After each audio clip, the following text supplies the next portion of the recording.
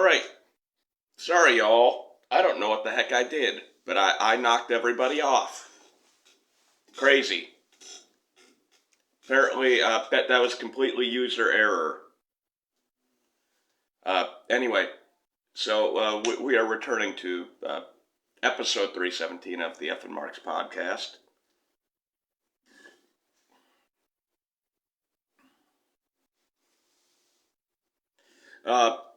Anyway, I am so sorry that I interrupted the brainless one there. I was trying to do something different. User error, though. User error. Anyway, yeah. So we'll get this rolling again. We'll get the top 10 list of how Tony Khan could screw up Collision tomorrow night. It's gonna be great. You know, and I'll be like not as pumped up for Collision as when we had the first Dynamite like 3.5 years ago. Right. I'm excited for it, but I'm not like going, oh my God, this is like the next best thing. But anyway. I just like having Saturday wrestling back. I love my favorite part that nobody talks about that WWE has done over the last year or two was they moved the pay-per-views to Saturday. I've been saying that for so long that they should have these pay-per-views on Saturday. Nobody wants to stay up till 11 o'clock or in the case of WrestleMania till midnight. Or later. Yeah, or the fact that I stayed up till 12:35 to watch Roman Reigns beat The Undertaker. And but I enjoy having Saturday wrestling, and it's a 2-hour show. It's a little nostalgic because if memory serves me correctly, WCW used to wrestle on Saturdays. 6:05 on 6:05. So I'm on board with this as long as Tony Khan does not meddle in what happens tomorrow. Now, mind you, when I put this list together, I did not see the whole match card. I think it is funny that I did mention something on my list that is happening tomorrow. Now, one thing that's part of this, at least in my view, before you get completely into your list,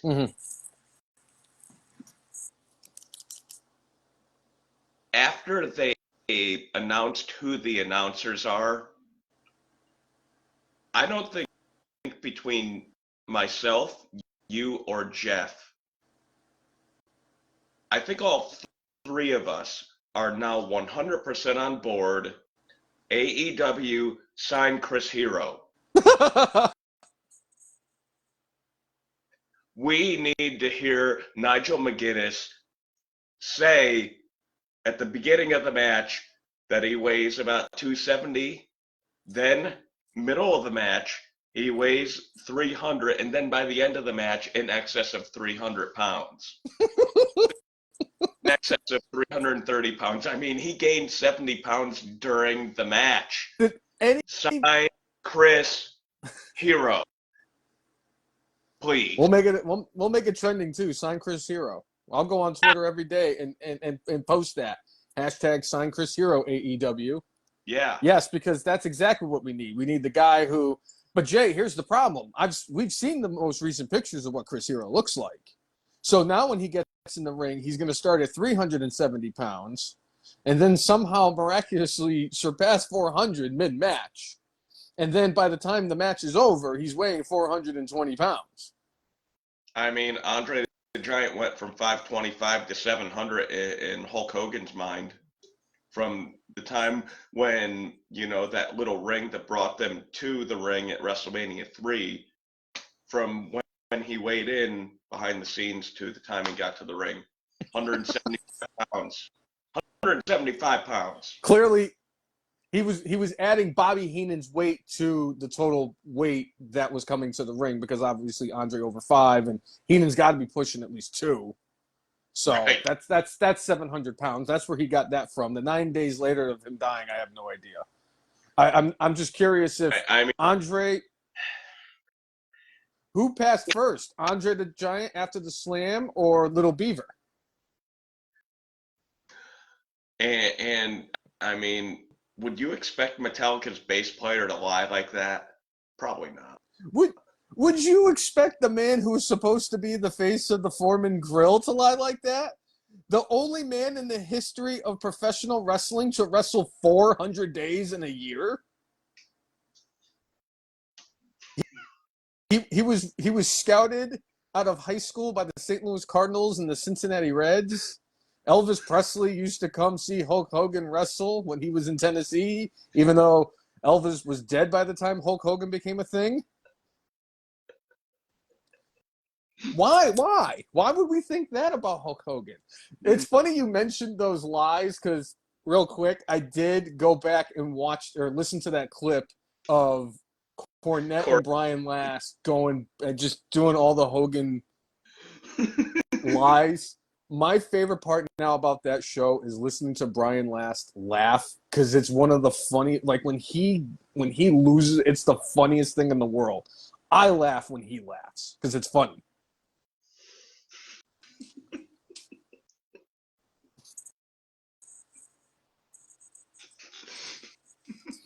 Hulk Hogan. Luckily, you avoided being my brainless this week because I'm certain that you could have gotten it after you said all the wrestlers now in WWE would be bagging your groceries. Brother. Was that at the was that at the Harris Teeter or a Wegmans, brother? Anyway, without further ado, the top 10 ways Tony Khan can ruin Collision tomorrow with his shitty booking. Number 10, we get the Blackpool Combat Club versus the Elite again. Number 9, book Nyla Rose or Marina Shafir. You don't know me. You don't know me. Nobody knows me. You don't know me. Greatest promo ever. Said nobody ever. Number 8, for no apparent reason, put Swerve Strickland in another stable, since he's technically part of 2 of them now. Yeah. Because Tony Khan knows what he's doing, but doesn't know what he's doing with Swerve Strickland. Number 7, bring in Ryback.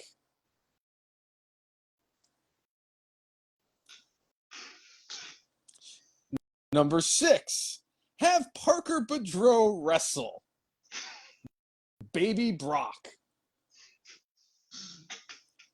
If that was Brock's actual baby, he probably would have had it aborted.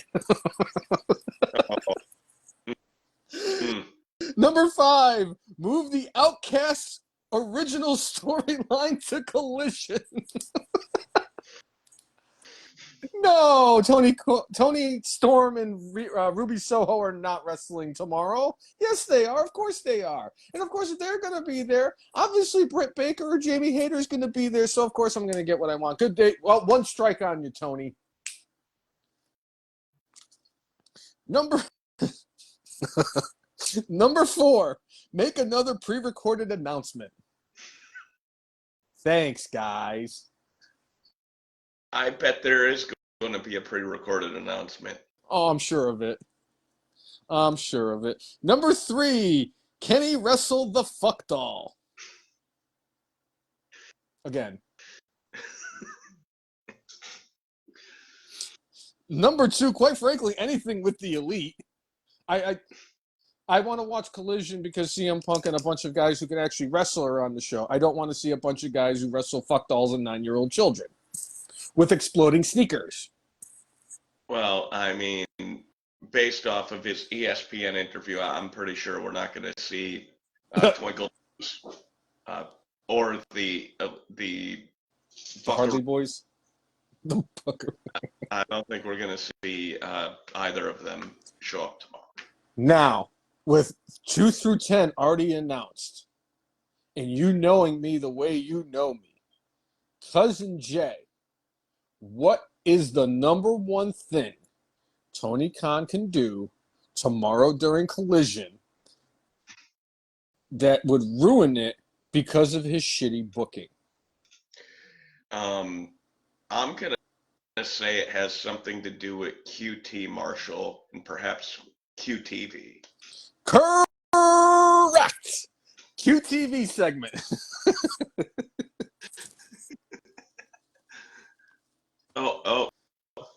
Tim is putting a couple in here.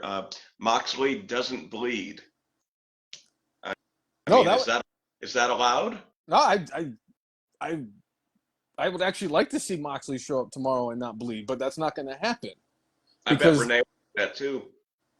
I don't know if she'll bleed though. She doesn't look like a blader. And I'm glad, you know what? I'm kind of glad that we mentioned the collision thing for tomorrow because there was something on AEW Dynamite this week I really wanted to talk about. All right. So this week, during the main event, we got the Blackpool Combat Club's Claudio, John Moxley, and Wheeler Yuta going up against Hangman Page and the Young Bucks, who are now going to be known as, what was it? The Hung Bucks. Okay. Yeah. Okay. The Hung Bucks. Anyway, near the end of the match, there was a part where just an all-out brawl was breaking out. And I want to believe it was at the point where my hero, Eddie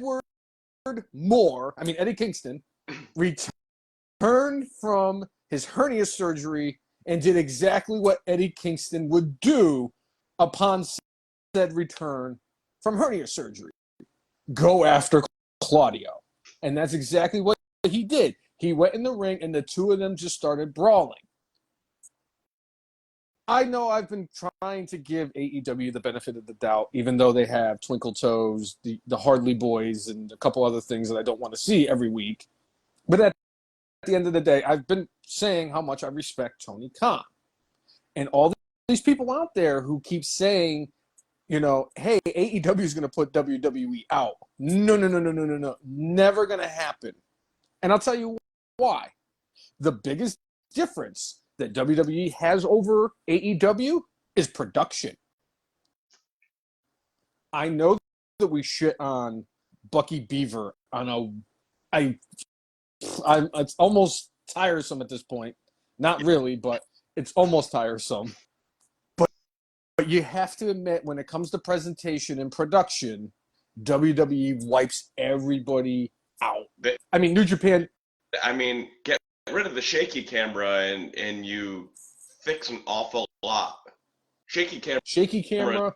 It's like up, down, zoom in, zoom out, zoom in, zoom out. It's like, if you want me to throw up, keep doing it.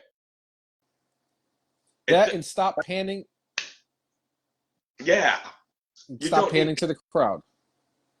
Like, if you get an amazing shot, great. If you get a Miz girl shot, great. If you get the dude with his eyes bulging out of his head because Undertaker just got beat, great.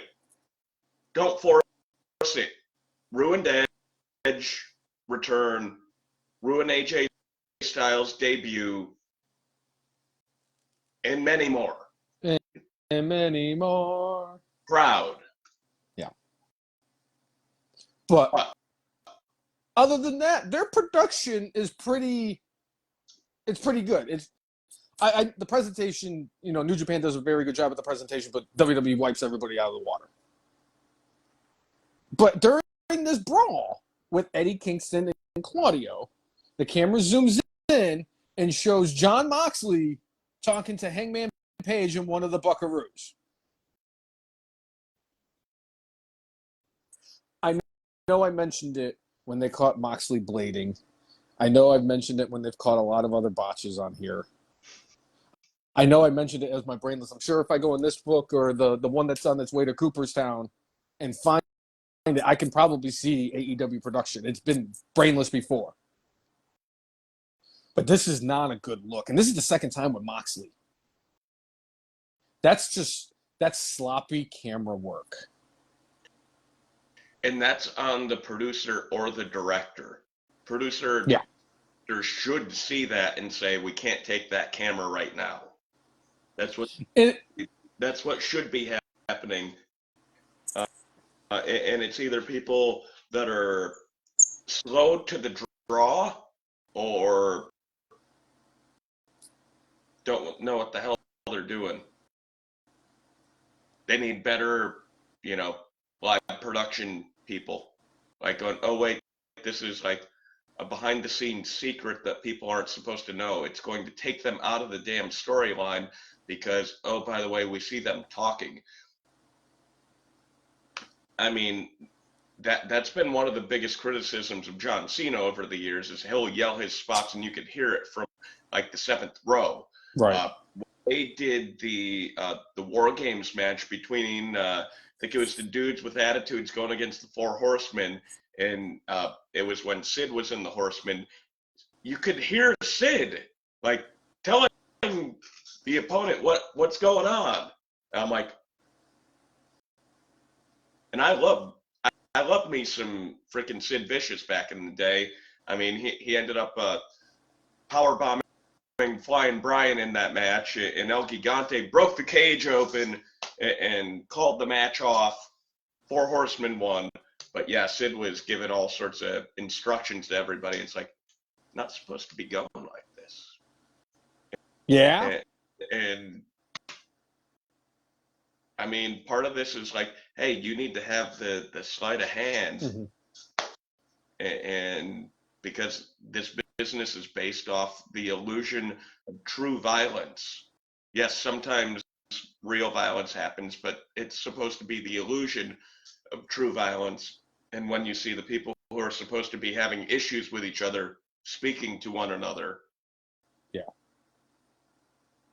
And this is from a guy who's been behind video production for a long time. He's been working in the media for a long time, so Jay knows a thing or two about what it's supposed to look like. Yeah. Hell, they should just hire you, Jay. You should just go all elite. I'm surprised Jeff hasn't sent in his resume. Well, you never know. I mean, but I don't know if I'd want to deal with all the ginormous fragile egos over there. Clearly, CM Punk enjoy the ginormous fragile egos there. Like, Punk has a ginormous ego, but it doesn't get popped at the, slightest sniff of like going, oh, they made fun of me. As much as I dislike Punk for walking out on, WWE as he did and, kind of trying to incinerate AEW as he did at the Brawl Out.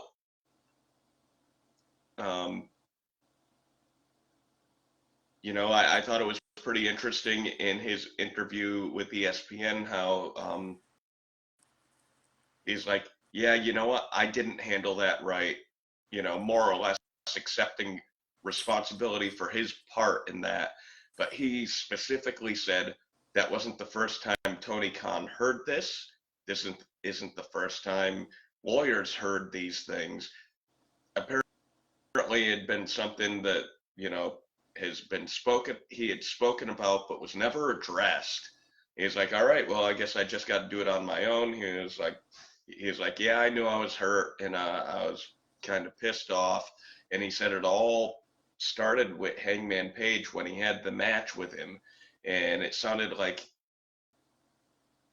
Punk sounds uncertain whether Hangman purposely was stiffing him or not. And he didn't know whether he should respond with a receipt or how that was going to be received, so to speak. So all this stuff had kind of been building with Punk, and he just exploded it all out.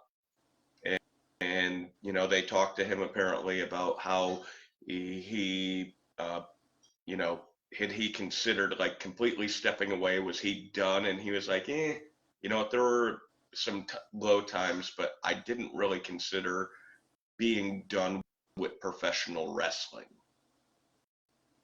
But it took some reaching out, and I talked to Tony, apologized to him almost immediately, and I've been trying to reach out to the Elite and have a sit down and talk with them about it, but that hasn't happened. in things like this with the ginormous fragile ego that those folks have, I'm sure Hangman and the Elite are like kind of ticked off. But like, well, I mean, he didn't say anything derogatory about the Elite. He just said, "Hey, I've tried to reach out to try to mend fences, but they have decided they don't want to." Right. And you know who looks like small and looks like petty and looks like garbage? The Elite. I honestly, I hope this brings their asses to the table, where now maybe they have been shamed publicly into finally being fucking adults. You are EVPs. Yep. You're supposed to be the model and the standard. And what you're acting like is spoiled little children. As much as I dislike CM Punk, he's the one who's acting like an adult. Oh yeah, I effed up. Uh, I apologize to Tony. I've tried reaching out. That's what you could do. So, you know, I certainly wish Collision success, and I think Punk was trying to be truthful without, you know, overly inflaming the situation again. Right. So, what do you think about kind of Punk's comments at ESPN? I agree with you. I 100% agree with you. It made the Elite and Hangman Page all look really bad. I commend CM Punk for actually going out and even saying he apologized to Tony Khan and he's done all this stuff. And he goes, I never wanted to get Colt Cabana fired. He goes, Colt Cabana was going to Ring of Honor and I was staying in AEW and he was going to go overseas. He goes, that was it. He goes, I was never going to have any interactions with Colt Cabana. He goes, I didn't want him fired. I don't care enough to get him fired. So the one thing I take away from this is all this negative talk that has come out since the All Out Brawl happened until CM Punk's interview on ESPN had happened today. Where did all this negative clout come from? Who was plugging this? Was this a Meltzer situation? Because his little cronies in AEW were feeding him bullshit. So I blame Meltzer for a lot of this. Anybody associated with Meltzer, I blame for all of this. And like you said about the EVPs, they didn't have to go into his locker room and act the way they did. They didn't have to go after him. They could have just saw him after the show after he was coming out. Hey, can we have a word with you? And just talk like civilized human beings, not freaking flying in there like you're jumping on a trampoline. And like you said with him, you know, the way he handled it with the interview, he looked better than what the Elite did. They came out looking like children. Well, look at how they handled it. When they did that show in Chicago, and Kenny Omega before the show, he came out and he said, hey, what's happened in the past, let's keep it in the past. Let's not keep bringing this stuff up. They get in the ring and they start freaking mocking CM Punk. That was it for me. After seeing that, I was like, nope, there's no way that CM Punk is in the wrong in this. Because he's just like he was doing like the UFC commentary and he goes, don't worry guys, I'm not going to start a fight back here. And it was a kind-hearted joke and everything. And he mentioned what had happened. Them doing what they did was stupid, not necessary. It really looked bad on the company because you are the EVP still, and you're acting like a bunch of children. So I commend CM Punk for coming out and apologizing and doing this interview because I don't even know if he's even is he gonna get a live mic tomorrow? Is he gonna come up? Certainly hinted that it probably would be a good thing to do that, and Punk kind of alluded to like he has things to get off his chest, and I'm sure, guess what? He's going to be the first thing we see at 8 o'clock tomorrow. We're going to hear a Cult of Personality, and he's probably going to go in the ring, and he's going to sit in the middle of the ring and drop some knowledge on you. Yeah. I've got a lot to get off my chest. Yeah. Yeah. I hope that's what they do. I hope they kick off the show with him tomorrow, and I hope they destroy Dynamite this week for ratings. Destroy. I want them to do over 1 million tomorrow. I am definitely tuning in at 8 o'clock. You can bet on that because I want to see, especially if he's going to get a microphone. Oh, I'll be on, what is it, TNT or TBS? I forget which one it is. I think it's on TNT. Well, I'll have TNT turned on at 6 o'clock just so I don't miss it at 8. I have to see this tomorrow. I've been excited for Collision just because I love Saturday wrestling. I don't have to wake up early on Sundays. Yeah. I can actually stay up at a reasonable, watch wrestling until a reasonable time and not feel like a total waste of a human being the next day. Brainless one, Chris Brown saying, let's say Tony comes to his senses and gives Matt and Nick their walking papers. How big of a financial hit would they take by firing them? Who's going to take a financial hit? The AEW?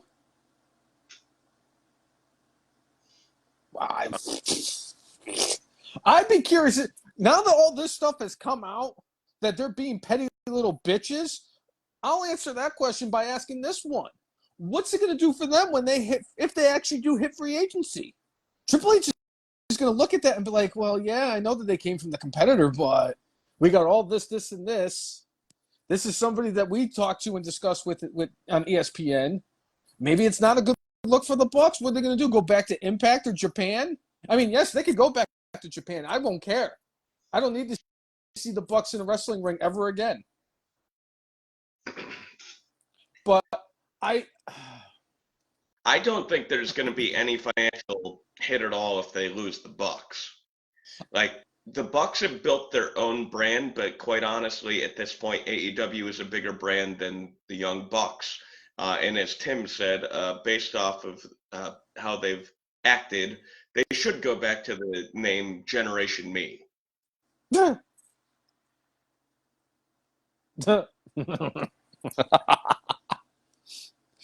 Hey, you mentioned Generation Me and how they were influenced by the Motor City Machine Guns. So last week, we didn't mention it. I think it might have happened while we were doing the podcast. We had 2 different title changes in Impact Wrestling. I'll admit it right now, I'm not the biggest Impact Wrestling fan. I've seen 1 pay-per-view and maybe a handful of Impact's shows during my time. Ric Flair trying to attack the Abyss ruined Impact for me forever. I could never take them seriously. But I have the utmost respect for the Motor City Machine Guns. Those guys, Chris Sabin, Alex Shelley, those guys are great in-ring performers. They even said, like, all the wrestlers that they have influenced and trained over the years, even guys like Seth Rollins were trained by them. Mm. Alex Shelley is now the Impact World Champion. Yep. And Chris Sabin is the X Division Champion. I was so shocked that they took the belt off of Macklin as quickly as they did. Burt Macklin, FBI. But I'm happy. I really am. I appreciate Alex Shelley as an in-ring performer. I appreciate Chris Sabin as an in-ring performer. And I'm glad that they're both getting their opportunities to be champions in the singles division in Impact. And if memory serves me correctly, I know I'm not the biggest fan of Impact, but doesn't the X Division champion turn that X Division title into a number 1 contendership, just like how the U.S. title was in WCW back in the day? That used to be a thing. I don't know if it still is. And I believe they used to call it Option C, where you would opportunity at the title, and if you lost, you lost the X Division title and didn't get your championship opportunity. It's been a while, but I do remember that. It's actually still a thing because when Josh Alexander, the guy who was in the tag team with Ethan Page for the longest time, when he finally got his singles run, he got the X Division championship, and when he got the X Division championship, he used it to get the title shot that he used to win the championship. So, Brown, Cass XL is not an Impact these days. He's still Big Bill in AEW.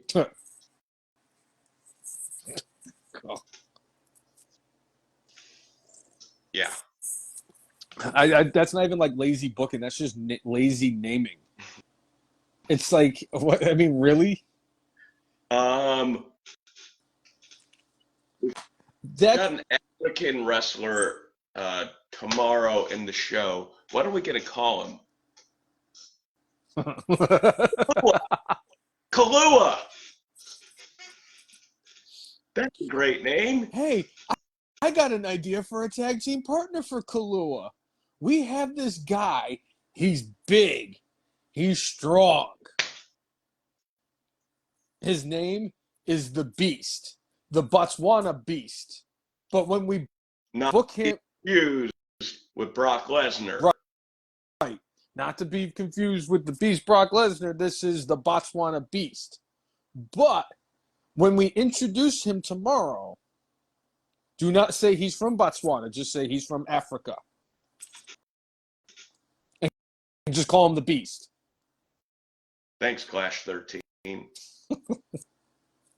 I almost feel like I did Steiner math just with my brain trying to figure out why they did the way.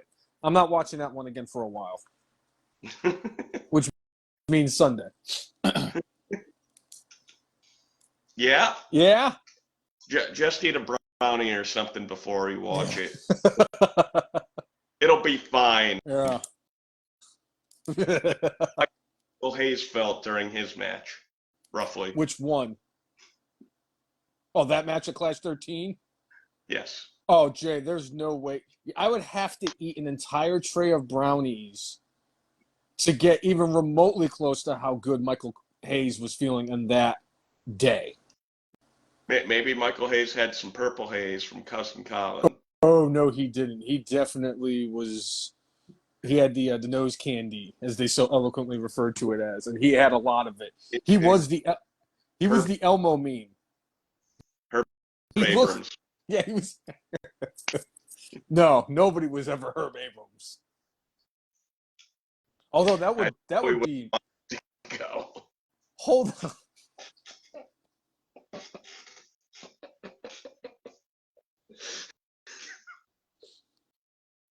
Hookers and cocaine. Thank you, B. Brian Blair. I know she hated you, but.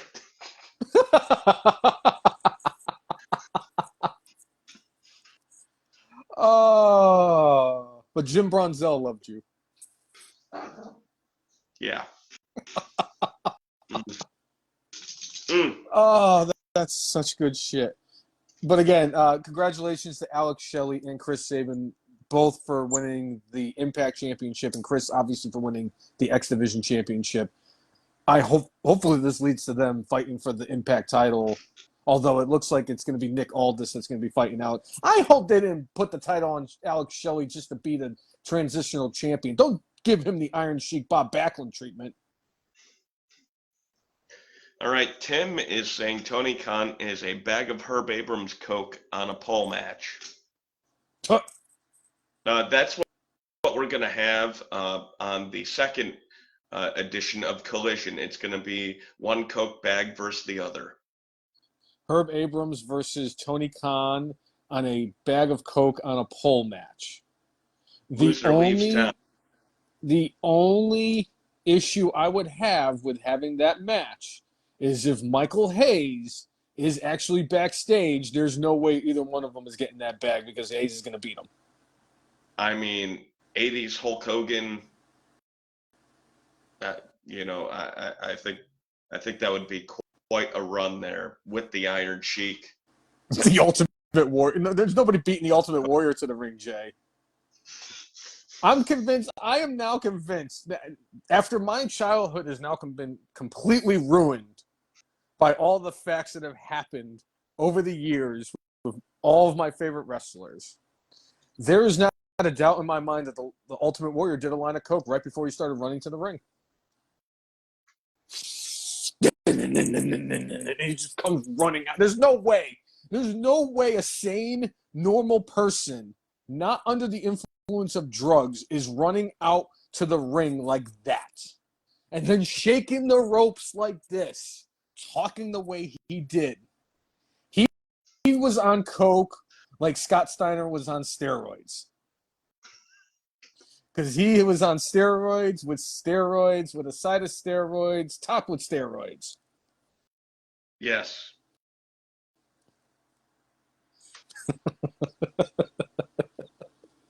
And that was the Warrior with cocaine. How do we transition from that?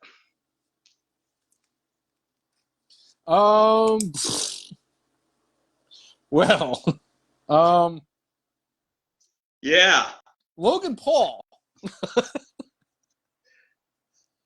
Logan Paul was on his podcast earlier this week, and somebody had asked him about how he felt about Bad Bunny's performance since he has made his debut for WWE. Logan Paul came out on this podcast and actually spoke very highly of how Bad Bunny has been performing, saying it's incredible. The dude's fucking incredible. He goes, he doesn't need to do this stuff. He's doing it just to expand his brand, to make a bigger name for himself, and to kind of add an audience who doesn't listen to his music to possibly listen to his music, and people who don't watch wrestling to watch wrestling. He goes, and it's even more impressive because I know that I'm known as a YouTuber, but I was an athlete first. He goes, I wrestled in high school. I did sports in high school. He trains for boxing now. He's actually he's in pretty good shape. Right. So he can transition easily. We're talking about the greatest music performer in the world. He's known for his music. And he steps into this ring, and like everybody has said, he's better than 90% of the people in AEW. Let's be serious for 2 seconds. I'm not trying to be mean. I'm just trying to be truthful. I appreciate the Lance Storm reference right there. If I could have your attention for 1 second. Can I be serious for a second? Yes. Oh, Lance Storm. I just watched Lance Storm the other day too. But I thought that was nice that Logan Paul came out there and commended Bad Bunny. What do you think about what Logan Paul said? Well, I mean, I remember when they first announced Bad Bunny coming into wrestling, and the couple of bits that like we had seen in the hype up to that, I was not on board with him at all. I was like, this is going to be one of those people that just wants that like cheap promotion and isn't going to give a crap about what he does in the ring. And I'm happy to say I was wrong. I mean, you could tell within like a minute, you could tell within 10 seconds of him being in the ring at WrestleMania a couple of years ago that like he took it seriously and actually trained to be ready. Randy Orton gave him praise for the amount of commitment he put into it and said, no, this dude is legit. So Bad Bunny doesn't need to do it, but clearly he's a driven dude. He's already taken over the world, but he wants to take over it even more. He took over the world of music, and now he's made a big name for himself in professional wrestling. And guess what? People want him to keep coming back, including me. Same. So I hear what Logan Paul is saying about like he's better than like one, he has to be, and but it's good for him. Like, and I think what you see in the ring is more than just somebody trying to build a brand. Like, it's clear he has love for it. Oh yeah, absolutely. Like I'm gonna guess he probably grew up watching it and was like, yeah, you know what I would like to do at some point in my life? I'd like to be a wrestler. And just more or less he did Chris Jericho in reverse. Except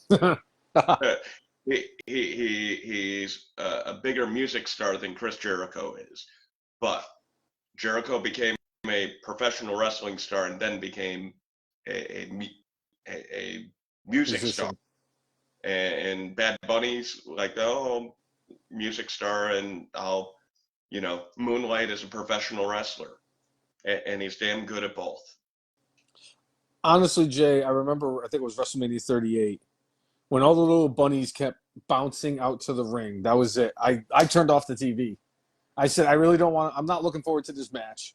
I know that John Morrison's going to do everything in his power to make everybody in this match look magnificent because it's John Morrison. That's what he does. And The Miz is The Miz, and Damian Priest is, obviously we've seen what Damian Priest can do. But I had zero faith and hope that this match was going to be entertaining enough for me to even stay awake for the night. And when I ended up finding out how good it was, I've watched this match multiple times. I've been that impressed with Bad Bunny as a performer. That reaction that he got at Backlash was insane, to the point where it might have gotten us back Carlito in WWE. Before Backlash, I had the spidey sense that, like, the Colognes are a big name in Puerto Rico. They have a promotion down there. They sell timeshares down there. And I was like, I have a feeling we're gonna see Carlito, and he was in really good shape, and and that was one of the things that when his last full run with WWE, towards the end, he just didn't give a crap and Yeah. kind of let his body go and kind of let his work suffer for it. And Carlito has admitted that, like, yeah, I probably wasn't mature enough to do the right thing, to be the performer I needed to be the professional that I needed to be. But it sounds like he is on his way back to WWE. I don't know what kind of push he'll get. I'm sure he'll get at least close to what he was before, as far as, like, hey, United States champion, or something along those lines. Now, clearly they're not handing out championship reigns like they used to. You've got Austin Theory, who's had that title for a fair bit of time now. You've got Gunther, who has now held the IC strap for over a year. You've got Roman Reigns, who has had the Universal title for over 1,000 days and had the WWE Championship for over 400.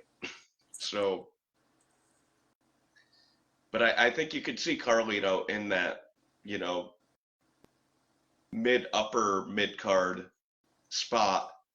And I mean, he ain't spring chicken. He's in his mid 40s, but I mean, if he could still perform, if he could get the audiences, around the world to react, and I mean, plenty of people reacted to him, spitting apples in people's faces and what have you when he was on his run before. I think enough people remember that, but I think because he's grown up, he's probably grown up as a performer, and probably will actually be able to attach himself to the audience better than he used to. I agree. As long as we still get him talking about himself in third person and saying, that's cool. That's all I want. He can be a lot more mature version of himself as long as he continues to talk about Carlito the way Carlito talks about Carlito. All right, Chris Brown saying that it sounds like he's heading to the LWO. That's a good spot for him. I mean, they're doing good. It's like the elder statesmen, so to speak, bringing up the new generation. Which is funny to think because Santos Escobar, I think, is 40 as well. He's not a spring chicken himself. He might be in his late 30s. But I could have swore when he was still the masked wrestler, when he won the cruiserweight cruiserweight, because I think that was when Jordan Devlin couldn't wrestle because he was stuck in Europe because of COVID, and Right. they fired Drake Maverick, and then they let him be in the tournament. But I want to say when he won it, I was like, damn, that dude's like 37 years old, and I'm like, not gonna get a lot out of it. I think he's been great. He's done a very good job. He's actually a really good performer. I actually like watching Santos Escobar wrestle. And I think putting Carlito with those guys would be a great addition. Yeah, I agree. So do you think you would see Carlito at something like Money in the Bank, or do you think they'll just kind of have some vignettes and reintroduce him to the audience and, just bring him on board with the LWO at some point? Or is it going to be like some backstage segment where Ray just says, "Oh, and I got a friend," and Carlito is there? Rey Mysterio needs a tag team partner, and the LWO is not allowed to be his partner. And he goes, "Don't worry, I got somebody." And then Carlito comes out. I could see that being the case. I don't see him being. Look, I popped, and I mean, like, holy shit, it's Carlito! Like, I wasn't expecting it pop when his music hit, and that doesn't happen very often for me. However, I don't think the UK is going to pop for Carlito the same way Puerto Rico popped for Carlito, and it has nothing to do with Carlito. Yeah. I fear for what they're going to do at Money in the Bank. And I'll say this, I also commend them for what they're doing with Money in the Bank, because there's no clear-cut favorite to win either match. This conversation a week ago, I'm saying LA Knight, no question. The dude's the heavy favorite. Let me talk to you, yeah. Because if you ain't talking about LA Knight, you ain't talking. Yeah. But I'm not as confident now. Because I could see Logan Paul, because Logan Paul's going to be on Raw this week. Logan Paul could just be like, well, I'm going to put myself in the match. And then we have 7 wrestlers in the Money in the Bank match. And none of them are freaking Madcap Moss. I am putting myself in the match. I'm going to fly myself to England, put myself in the match. Probably get my ass for trying to get myself inserted in the match, but yeah. That's funny, because I'm inserting myself in the women's Money in the Bank match so that I can pull off what my hero James Ellsworth did at the first Money in the Bank women's match. And then toss the briefcase to Io Sky. So she could swear in Japanese again? Yes. So she can call everybody a piece of shit. So another person that continually teases a WWE return, one Matt Cardona, came out this week and said all his dream opponents happen to be WWE superstars. Superstars. At this point, I mean, it's almost getting MJF old for me as far as like talking about WWE and going back. If you want to go back, go back. You're a free agent. You could go whenever you want. That's so funny to me, Jay. Because Matt Cardona has been sitting here playing footsies with WWE or with himself, pretending he's playing footsies with WWE, going on social media, doing all these interviews, doing everything he possibly could to make it seem like he's going back to WWE. Chelsea Green's contract ended with Impact. She got on her phone and she called Triple H and said, "Hey, I'm a free agent. I want to come back." And he said, "Well, let's talk." And tell me who's been better booked of all the people that Triple H has brought in than Chelsea Green? The only one I would say, I don't even know if it's good, but like I think they've done pretty well with Bronson Reed.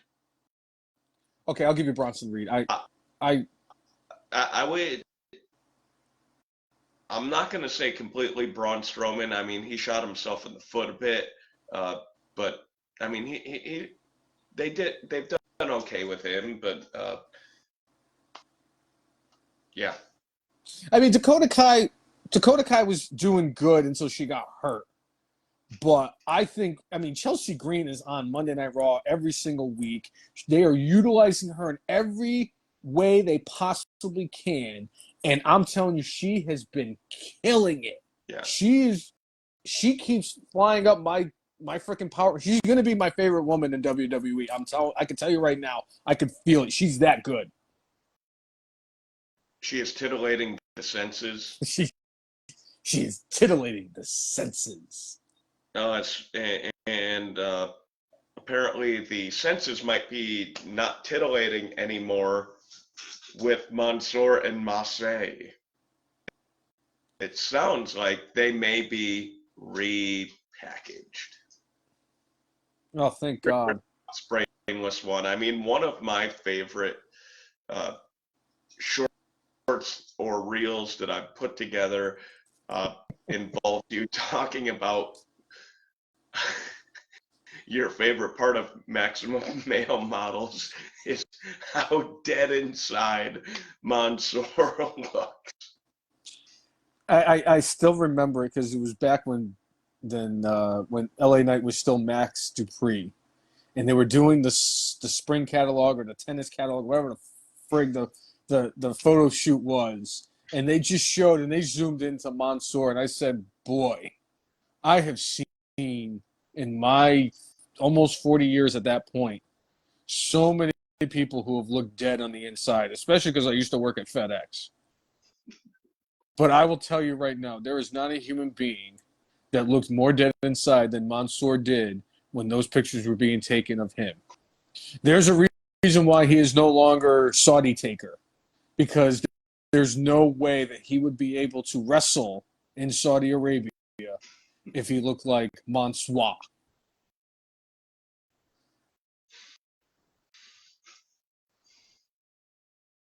So what you're saying is repackaging them is a good idea.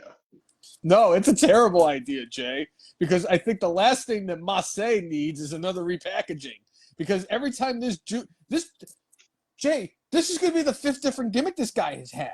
Because he had his original name when he was, down in NXT, and then he got a different name when he became the broadcaster of Monday Night Raw.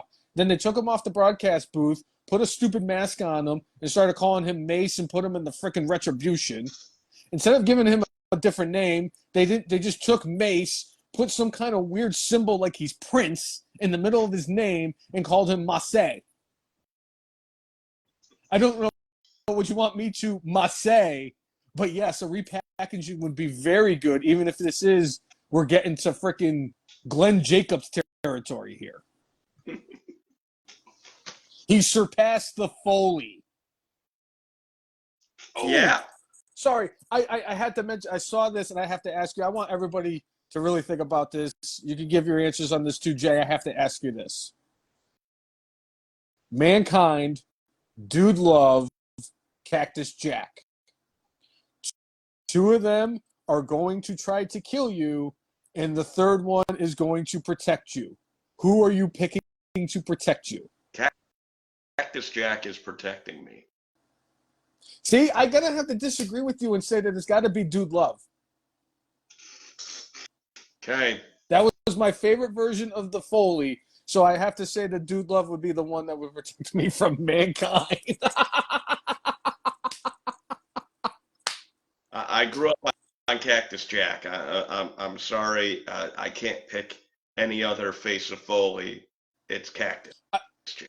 Although you got to think that like a Mankind Cactus Jack like battle would just be incredible.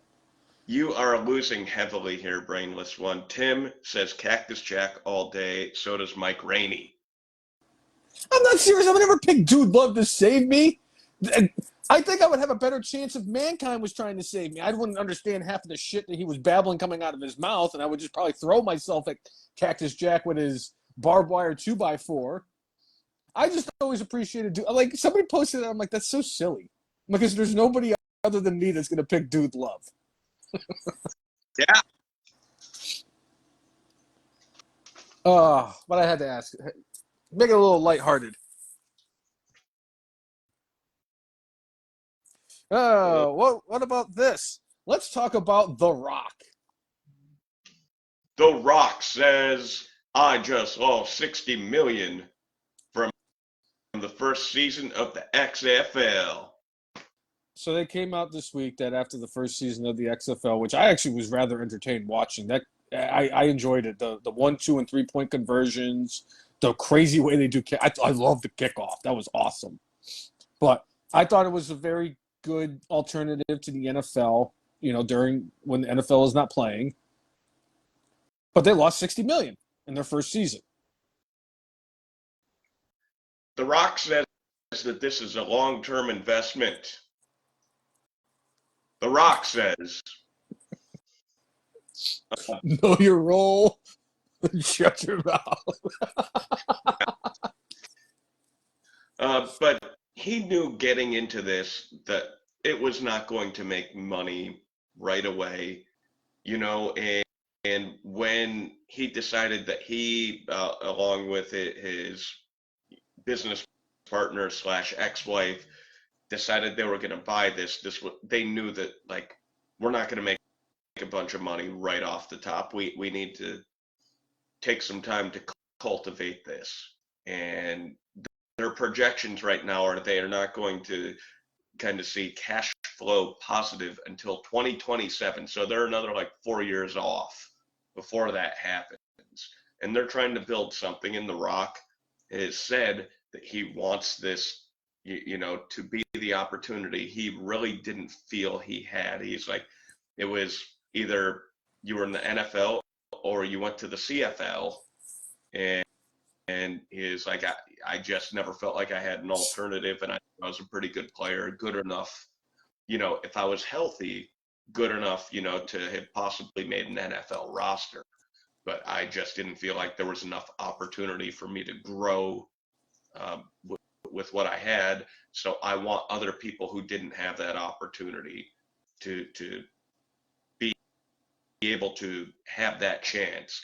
And The Rock is worth hundreds of millions of dollars.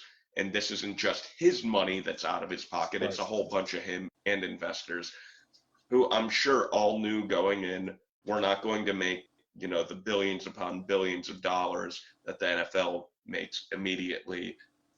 But billions. We got to move forward. Yeah. And billions of The Rock's money. I eventually, this is what they always say about every business. You're going to lose money until you start making money. And that's just how it goes when you start a business. So they lost $60 million and they knew they were getting into it. So, it happens. It's just unfortunate because, and real quick though, did you know that he was ahead of Warren Sapp on Miami's depth chart? Yes. That's incredible. Oh, excuse me. Yeah. And he is right. At that time, there was only the CFL, the NFL, and that putrid NFL Europe, and nobody's going to want to go play in Barcelona for a football team, unless it's soccer. Right. But after finding out he lost $60 million, after Young Rock got canceled last week, Black Adam bombed in the theaters. Wait. Did you didn't plan that? Adam bomb. That was a coincidence. That was a coincidence. His movie with, Hobbs and all that stuff didn't work out, so he had to go crawling back to Vin Diesel. It did. Okay. With all of that being said, is it official that The Rock has hit rock bottom? He has more than $7 in his pocket. Come on! You're going to ruin the joke. The Rock has hit rock bottom. Oh. Wow, you popped harder for the atom bomb. But you should go to his ranch in Virginia and ask him, have you hit rock bottom? Oh, no. He is a Virginia resident, my friend. I know he is. Go and hang out with Cousin Colin. Cousin Colin will probably give you some moonshine and then bring you to the Rock's house. He probably knows him. My cousin probably fixes his cars for all I know. It wouldn't surprise me. I've known Colin for a while. Gives him some purple haze too. Oh, such good shit. It was such good shit, pal. All right, so Tim says about The Rock, good, he deserves to lose that much money. No one is getting behind alternate football. Nobody wants to watch Division III football and NFL rejects. Too many TV options now with them not being NFL, so they don't have the brand recognition clearly of NFL. That's how could you say something like that? Of course, there's people who are out there who want to watch rejects from the NFL play football. They're called New York Jets season ticket holders. Yeah. Yeah. The thing I think I'm looking most forward to in this NFL season coming up is the humbling of Aaron Rodgers when he realizes that signing with the Jets was not a good idea. Oh, when they said that he was possibly going to the Jets, I said, "That is a terrible idea. That man does not like the media, and he's going to go to the biggest firestorm of media in all of sports. You're going to New York. As a fan of a New York franchise, that is not a fun place to go. They still talk about Plaxico Burress shooting himself. They should. That was 14 years ago. Actually, it was 15 Is years that one ago. Mike Francesa fell asleep talking about?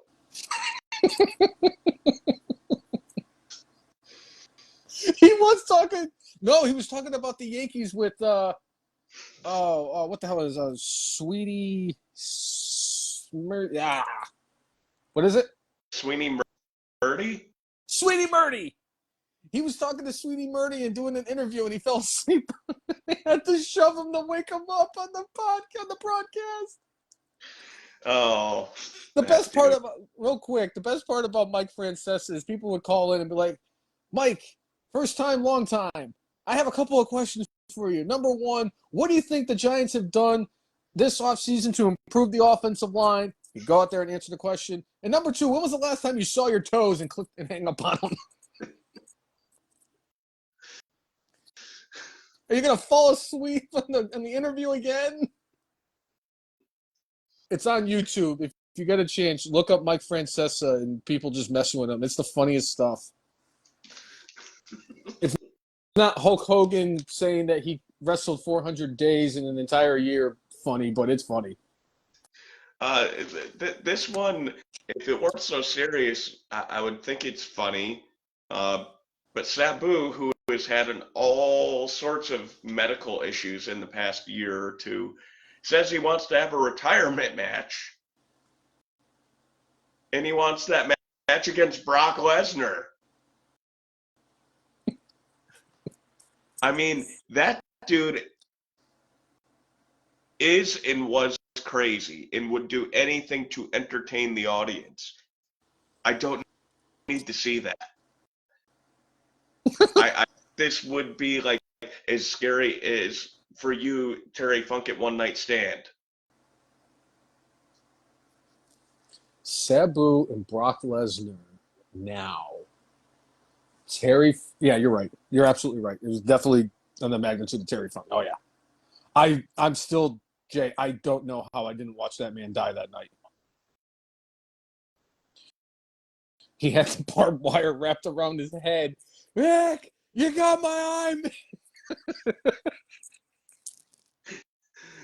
Tim is saying it's a legit death match. They wouldn't have to put the name Texas Death Match on it. It's a death match.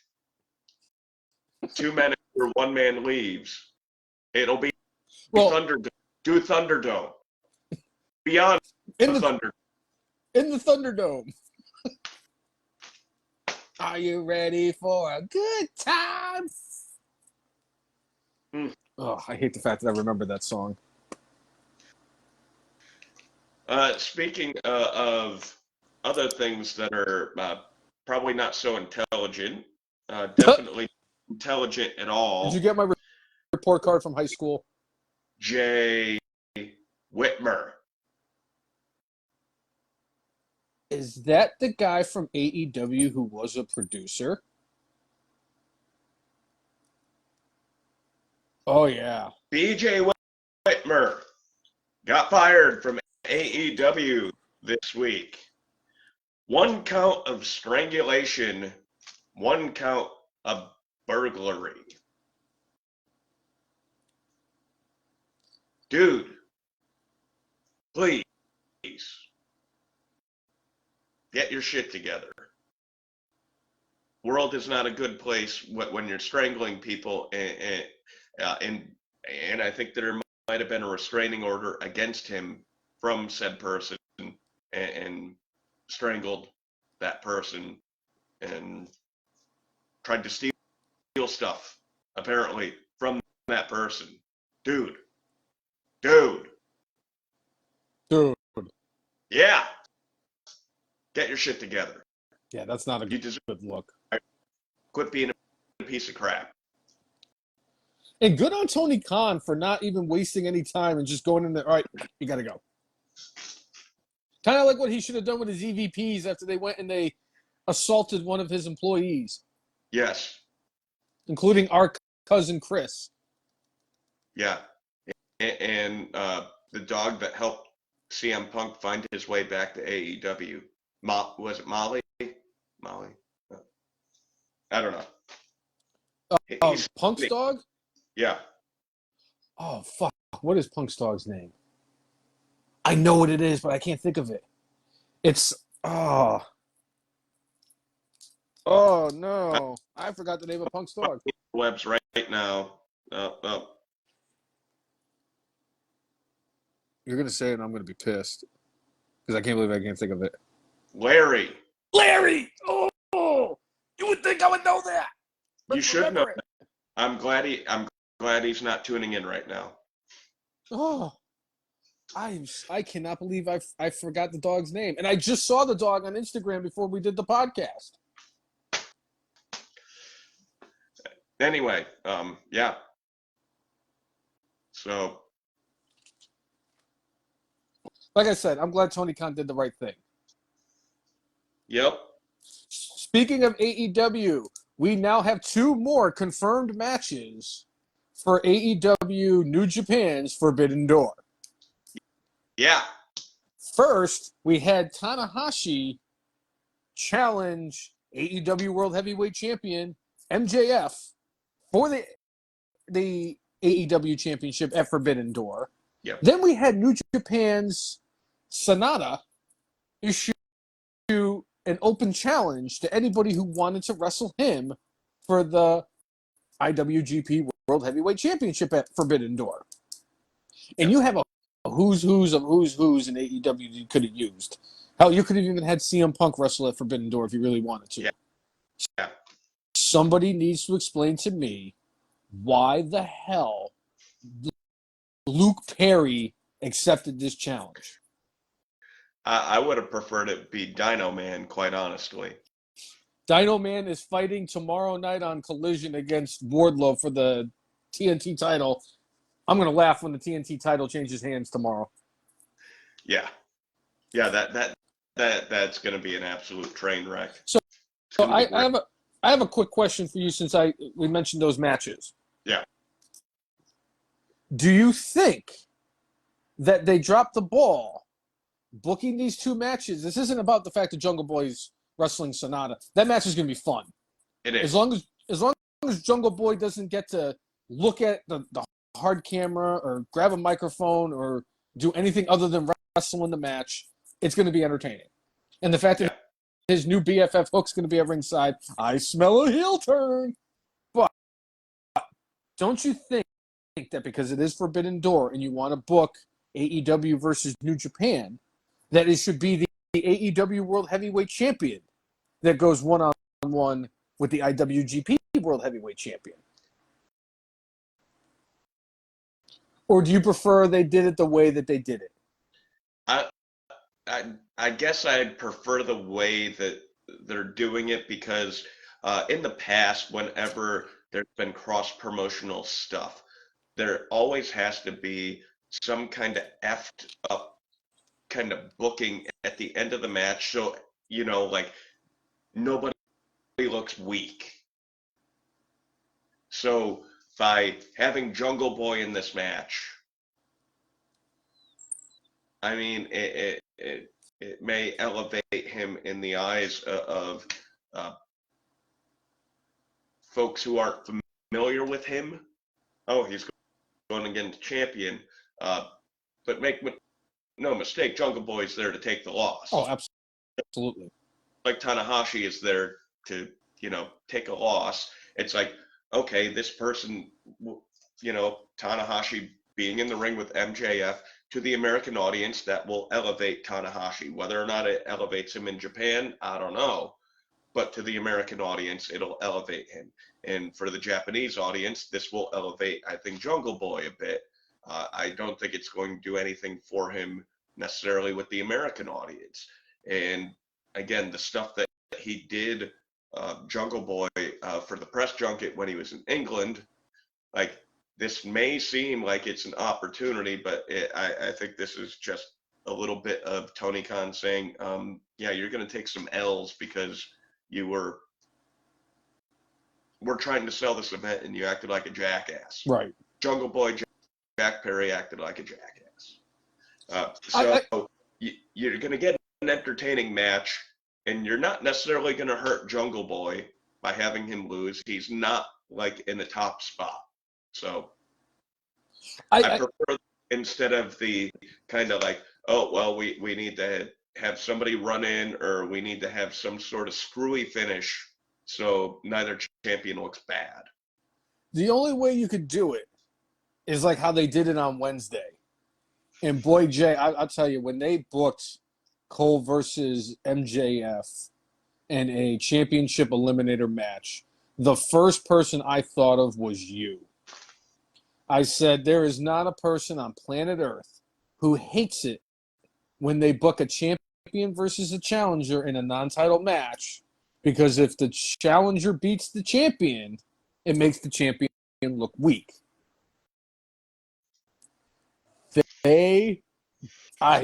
Wow, Jay, what were your thoughts about the fact that they booked the ending of the Cole versus MJF match the way they did? Well, they did what they had to. Like, WWE had done that so much that, like,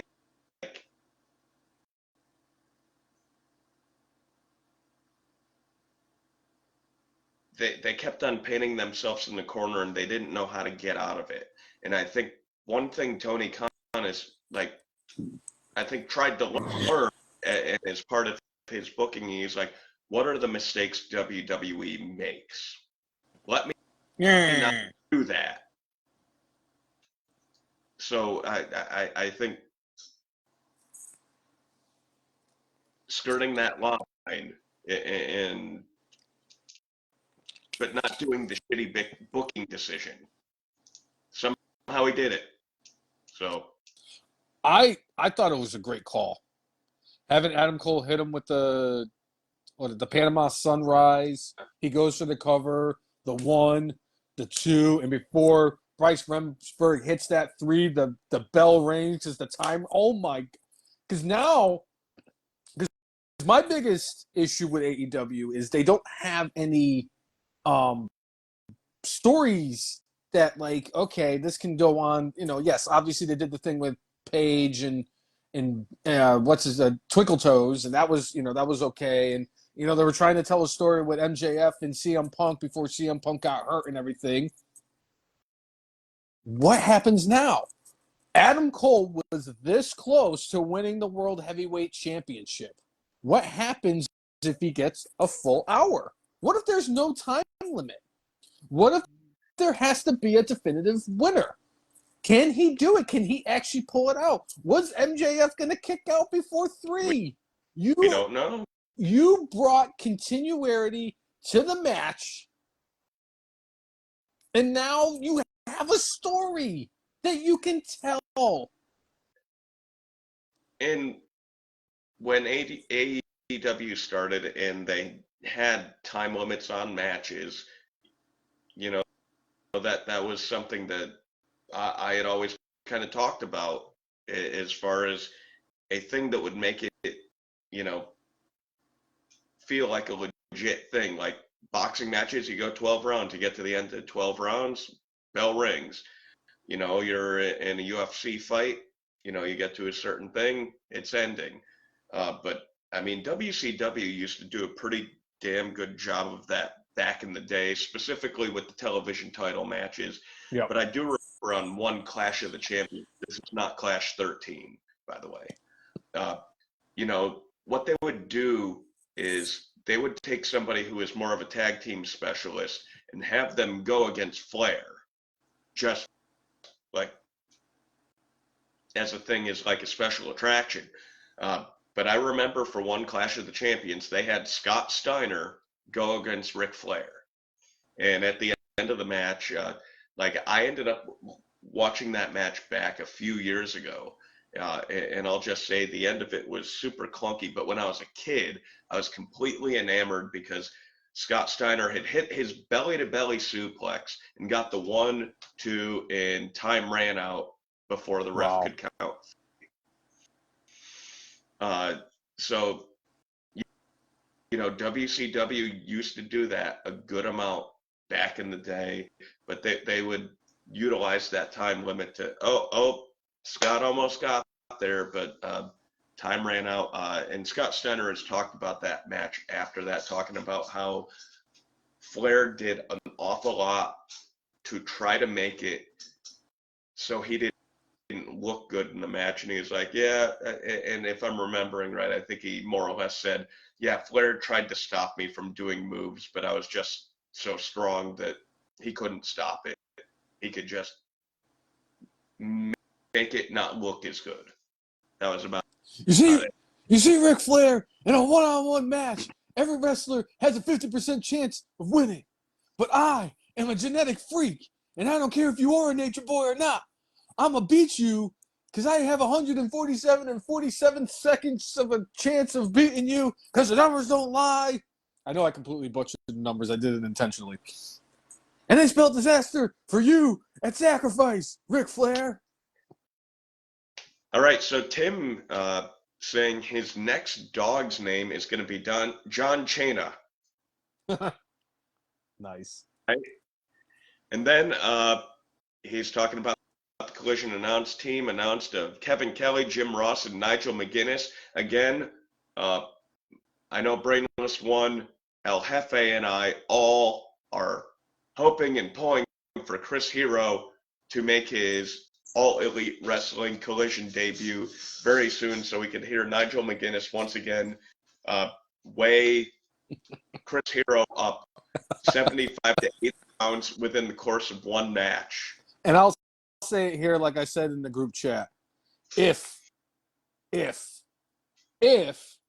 Tony Khan does bring in Cassius Ohno, a.k.a. Chris Hero, to AEW or Collision, wherever the hell it is, so that Nigel McGuinness can call him, I will sing Tony Khan's praises on Twitter. Not actually saying, I will. It'll be like when I couldn't say a bad thing about AEW for like 9 days. But I will go out there and I will speak glowingly of the Candyman himself, Tony Khan. Strong? Oh, sorry. Yeah. All right. So somebody, this lawsuit was more frivolous than the person losing their hearing at WrestleMania frivolous. The Rocka lawsuit against a whole bunch of individuals, some of which I don't think she's ever actually met in her life, for like billions of dollars, has been this guy here is dead. Well, then cross it off. So that's missed, and I think it said dismissed without prejudice because I am not a legal scholar. I don't know if that means like this can never ever come back again. But I think this is I think it is the end of this because, I mean, Jim Cornette was on the lawsuit. He's like, I think I saw her, twice for like 30 seconds. Yeah. I don't really He said know. He's like, I was cordial to her every time. It was like, hey, Rocket Khan, how you doing? Hi. That was it. She sued Chris Benoit. Again, clearly with her, there are some mental health issues that are coming into play with that. Now, somebody who I don't think has mental health issues, $1 Million Man, Ted DiBiase, for the first time in a while, came out kind of swinging about, the fraud lawsuit by the state of Mississippi against he and his family. He's saying the whole lawsuit is garbage. And they were just, because he had a famous name, they were just looking for somebody that as a scapegoat to pin it on. I'd like to believe him. I really would. Same. But your son pled guilty. Your son Brett pled guilty. If he was so innocent, because in this country, innocent until proven guilty. Yep. So it's up to the prosecution to prove their case. Sounds to me like they had a pretty slam dunk case on your son. Otherwise, I don't think he would have done that, right? I don't think so either. But that's for the courts to figure out. And obviously, once whatever happens with Ted DiBiase happens with Ted DiBiase, we can go from there. And I agree with you. I think that I would love to give him the benefit of the doubt. But like you said, it's not a good look when your son pled guilty. And oh, by the way, when your gimmick was everybody's got a price.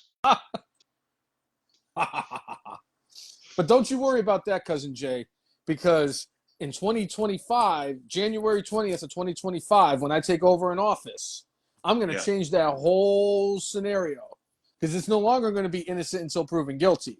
No. In the brainless United States of America, you're going to be guilty until proven innocent. Okay. And I'm going to tell you right now, I have a legitimate shot. This is the best shot I've ever had. I joked about 2024 actually running for president, but I've never seen this in a situation where I actually feel like I have a legitimate shot. And I'm going to tell you why. Because number one, I was never indicted, so I got to step up on the guy who's leading it for the Republicans. And number two, I don't have dementia. So I have the advantage over our... You don't have a brain, so I don't know. Exactly. So you can't get Alzheimer's if you don't have a brain. So that gives me the edge over Sleepy Joe in office now. So I don't have to worry about the Angry Cheeto or Old Man River. DeSantis, are you kidding me? He's going to bury himself, so I'm not worried about him. Chris Christie? I still remember what happened the last time when he was in 2016 and he fell through the stage. When they were reinforcing the benches in the restaurant. What is the plumbing like in the bathrooms here? Jay, that was still one of the damn funniest things I've ever seen. The Triumph 2016 presidential cover. They can't do that anymore. I know. People are too sensitive. Jay, I've gone back and watched the part where Chris Christie falls through the stage at least a dozen times. Because it's the funniest thing. Every time.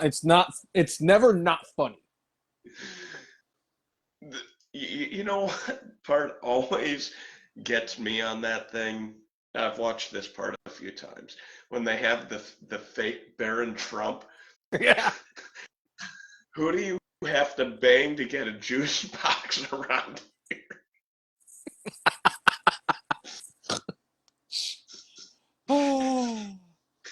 But yeah, just remember, the brainless one is a better candidate than the Angry Cheeto, Sleepy Joe, Chris Crisco, DeSantis, the jabroni out in California, Nikki Haley, the Greg the Bunny, the jabroni out in California, whatever the hell his name is. Yeah. I forget what his name is. Gavin Newsom, that's his name. Yeah. 2025. Guy rule.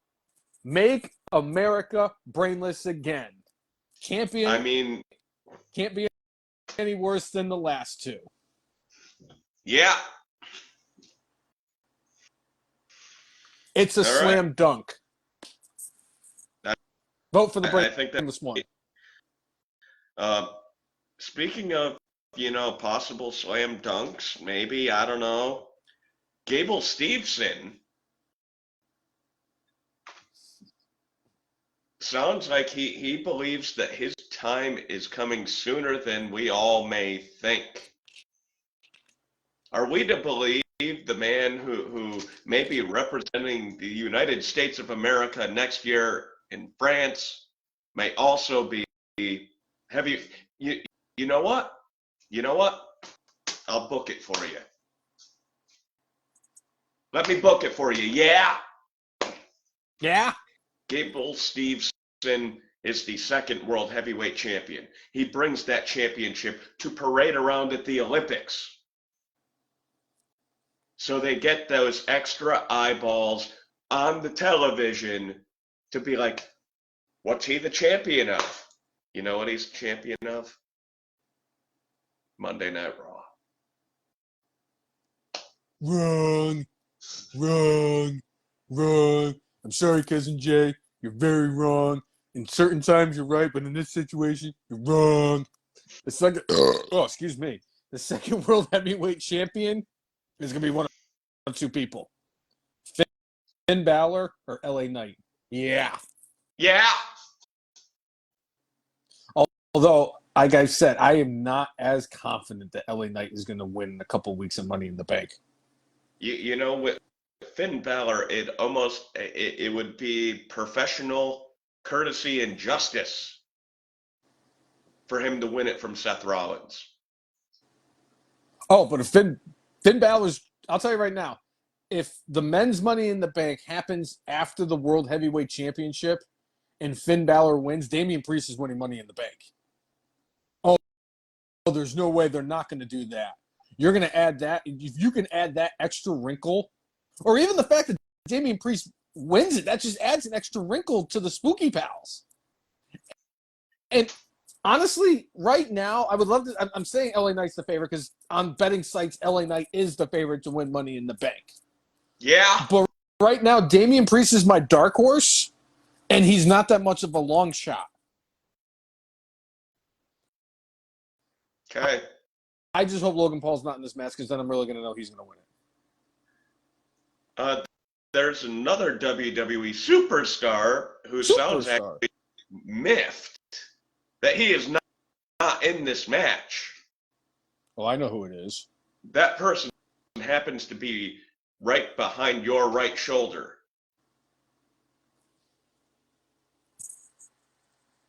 This guy? That guy, fella. He was part of the bar. They're the bar. There's a Sheamus over there. There's a Sheamus over there. There's a Sheamus over there. I think I like Sheamus. Call it a hunch. But Sheamus came out and did an interview this week and talked about, hey, the last time we were in the United Kingdom, dying over here. The last time we were in the United Kingdom, my match blew the roof off the joint. No other match came close. And the fact that I the Money in the Bank match is like, yeah, I'm a little perturbed about that. Like, my name should be on there. I should be in this match. I've been here 16 years, and I get the loudest response every time I'm in the ring. I should be in this match. And I don't know if that was character Sheamus or if that was Sheamus the man. I think it was a little bit of both. As a fan of Sheamus, I 100% agree with him. He should be in this match. He should be in every freaking opportunity. He should be wrestling every match at Money in the Bank because it's a shameful thing. Lobster head, a careless man who could wind up dead. Are you kidding me? Of course I'm going to want to see Sheamus in the Money in the Bank. As a fan of Sheamus, I do. However,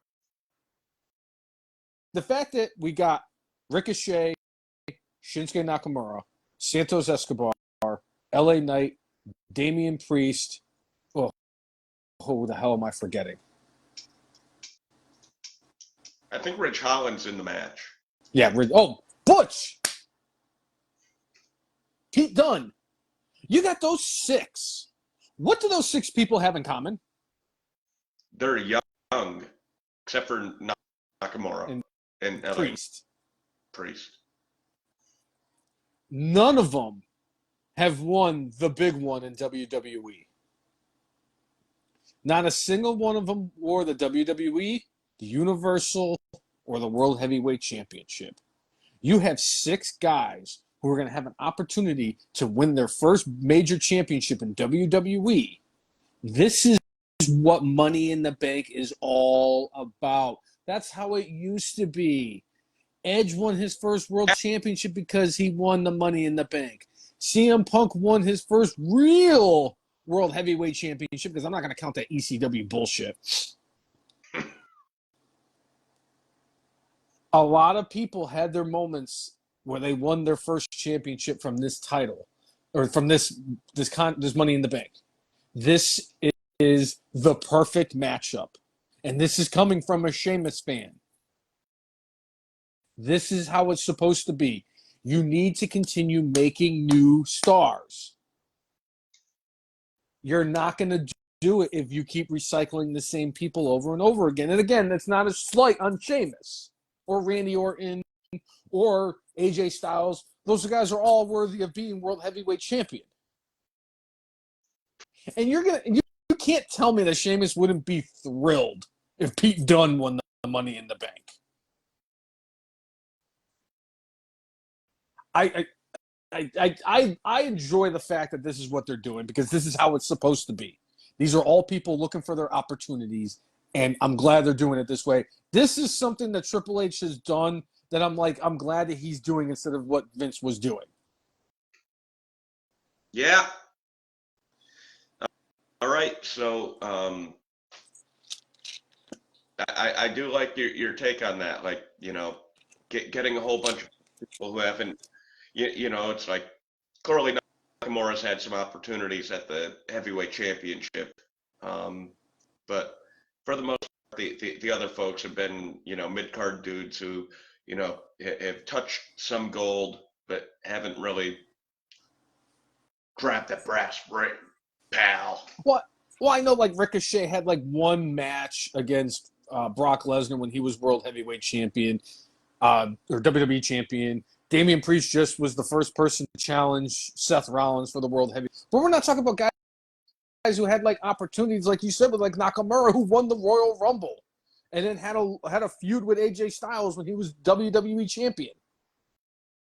But again, it's an opportunity for somebody who's never been champion, and I think this is great. And I don't have a problem like the women's booked a completely different way because obviously Bayley is a Grand Slam champion in her own right. Right. But the fact that you have like Io Sky in that match and other people who've never been champion, it's a good thing. Tim saying he would rather see Bronson Reed than Nakamura in that match. I agree. I like Nakamura, but it definitely feels like his opportunity to become a top-level star has kind of gone. That's what it feels like, where Bronson Reed has upside.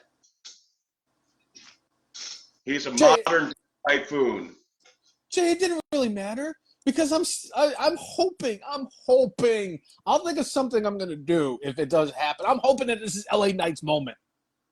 They've been teasing it for too long. And I'm telling you right now, and this is not a slight on Priest or anybody else in this match. This is LA Knight's moment. You've done everything you possibly can. You put that poor man in a rivalry with the man who has killed so many people's momentums. He came out smelling like a rose. Yeah. if LA Knight loses this match, I'm convinced it's going to be the outcome if Cena had beaten RVD at One Night Stand 06. They're going to riot in England if LA Knight doesn't win. And I'll tell you, Jay, when he went up against Montez Ford a couple weeks ago in that qualifying match, you would have thought he was the face against main event Montez Ford.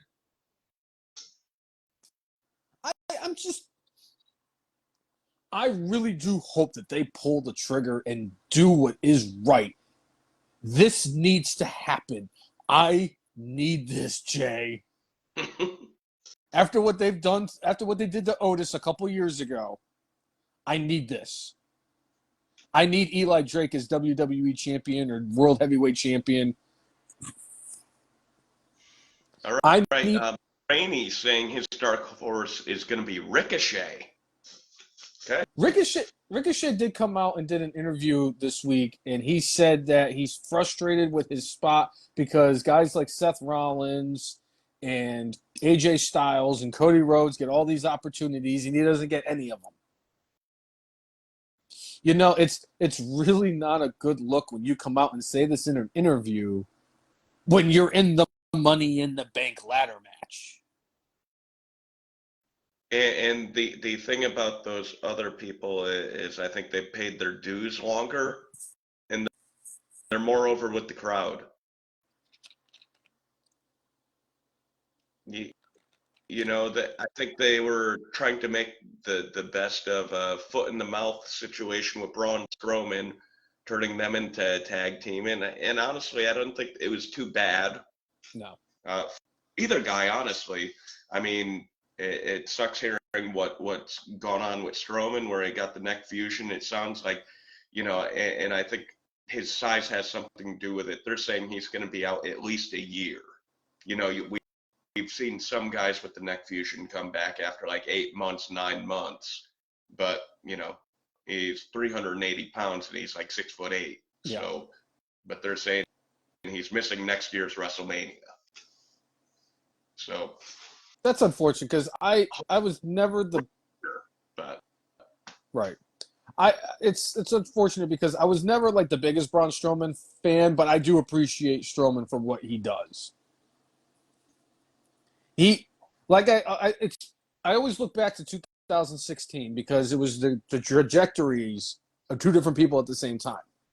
Because you had Braun Strowman who just left the Wyatt family and was trying to make it on his own. And then you had Nia Jax who got brought up and put on the other show, and she was just called up from NXT.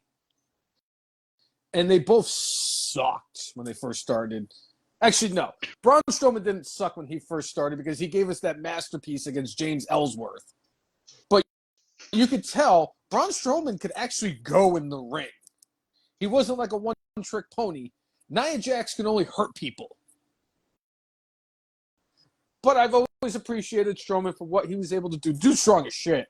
And I would love to go to Waffle House with him just because I would sit there and watch and be in awe over what he can put down at the Waffle House. yeah. As long as he doesn't offer me $5 to try to drink the steak sauce. Ooh. All right, I drink the steak sauce. You owe me $5. There are rumors out there that we may be seeing Drew McIntyre returning to WWE programming soon. Do you believe soon refers to Money in the Bank? Yes. I'm sorry. I can't give you like a long-winded answer. It's yes. They're in the United Kingdom. He's from Scotland. He got a pretty solid pop when they did the show at Clash at the Castle last year. It's not out of the realm of possibility that they try to, strike lightning strike at the same, twice. Yeah, I think it'd be yes. good to reintroduce him, bring him back, and it's like, well, what do you bring him back into?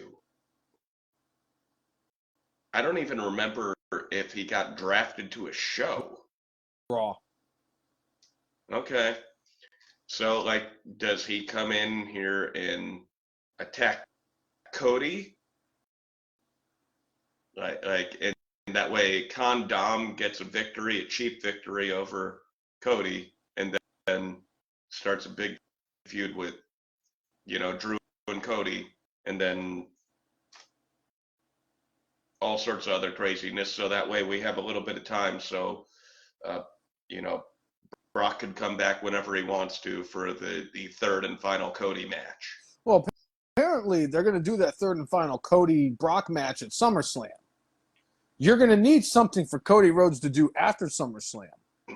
So it's still not out of the realm of possibility that you can have Drew come back at Money in the Bank to kind of kickstart a feud and kind of let it sizzle a little bit while he goes and battles the Beast, and God only knows what kind of match with stipulation they're going to do for them at SummerSlam.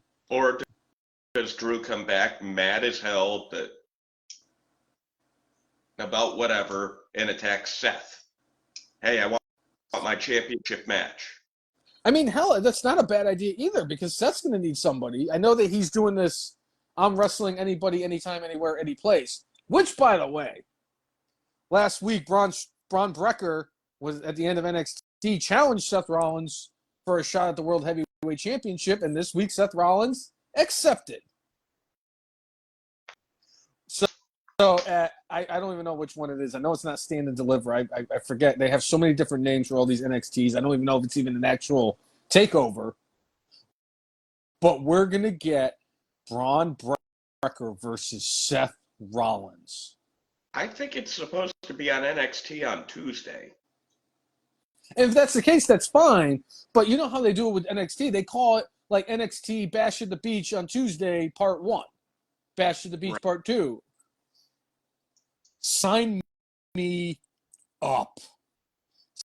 Seth Rollins made Dominic Mysterio, who was greener than a $20 bill, look like $1 million. Braun Breaker has been leaps and bounds one of the top guys in NXT. He keeps getting better and better in that ring every single time I watch him. Him and Carmelo Hayes just had back-to-back phenomenal matches at NXT takeovers. Breaker and Seth is going to be bananas. And then we get to follow it up with Baron Corbin going up against Carmelo Hayes.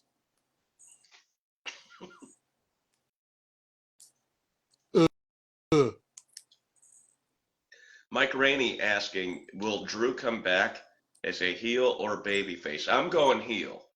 I'm saying as much as it seemed like he was against the idea of going heel, I think I'd prefer to see him come back as a heel. I think he'll have more opportunities and work better that way, in my view.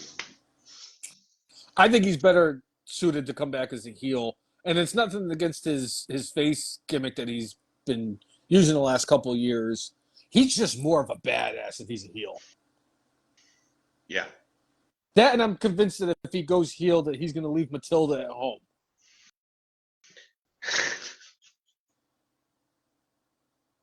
I'm sorry. Right. Angela, my sword, my trusty 47-foot-long sword, Matilda. You know what? You're saying that like Batman. You tame my monster.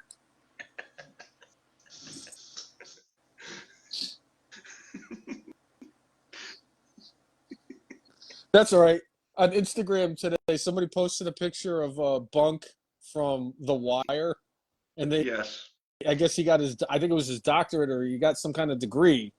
So of course, I'm the asshole who goes in the comments and says, well, he had to wisen up. He has to go up against Stringer Bell. And that is an educated man. Yes. Highly educated. More educated than Hacksaw Jim Duggan. Oh! The janitor. And WWE Hall of Famer. Yes. Right. So, with Drew seemingly coming back soon from injury, it sounds like Kofi Kingston is a couple of months away from returning from his own issues with the ankle that actually was caused by one Drew McIntyre. But Kofi sounded like, yeah, the ankle feels good. He's starting to get into sounds like he's getting into the wrestling ring a bit. And WWE has advertised him for some events on SmackDown in a couple of months. So Kofi will return, and I'm looking forward to it. I have a coworker who is 100% convinced that we are going to see pretty soon the return of Big E, because he keeps on doing these promotional things anywhere and everywhere, but he's been very silent about anything medical lately. And that's true. You know, he kept on pointing towards, oh, we'll talk about it once I get to a year. We'll talk about it once I get to a year. And then once it got to a year after his injury, he kind of said, oh, yeah, you know, things are moving in a positive direction. I just got to wait to get the, you know, for them to really dig deep into the scans that they did. And that was like the last you've heard of anything. I'm like, you know what? My coworker may be on something. I'd love to see Big E back. Same thing with Randy Orton. Yeah. And honestly, if they bring back Kofi Kingston, let's say they bring him back for like right after SummerSlam, I know the perfect way to book him. It's not gonna. It's flawless, unless whatever happens with the bloodline happens with the bloodline. Have him come back. Him and Woodsy start a best of 7 series against the Usos. Yeah.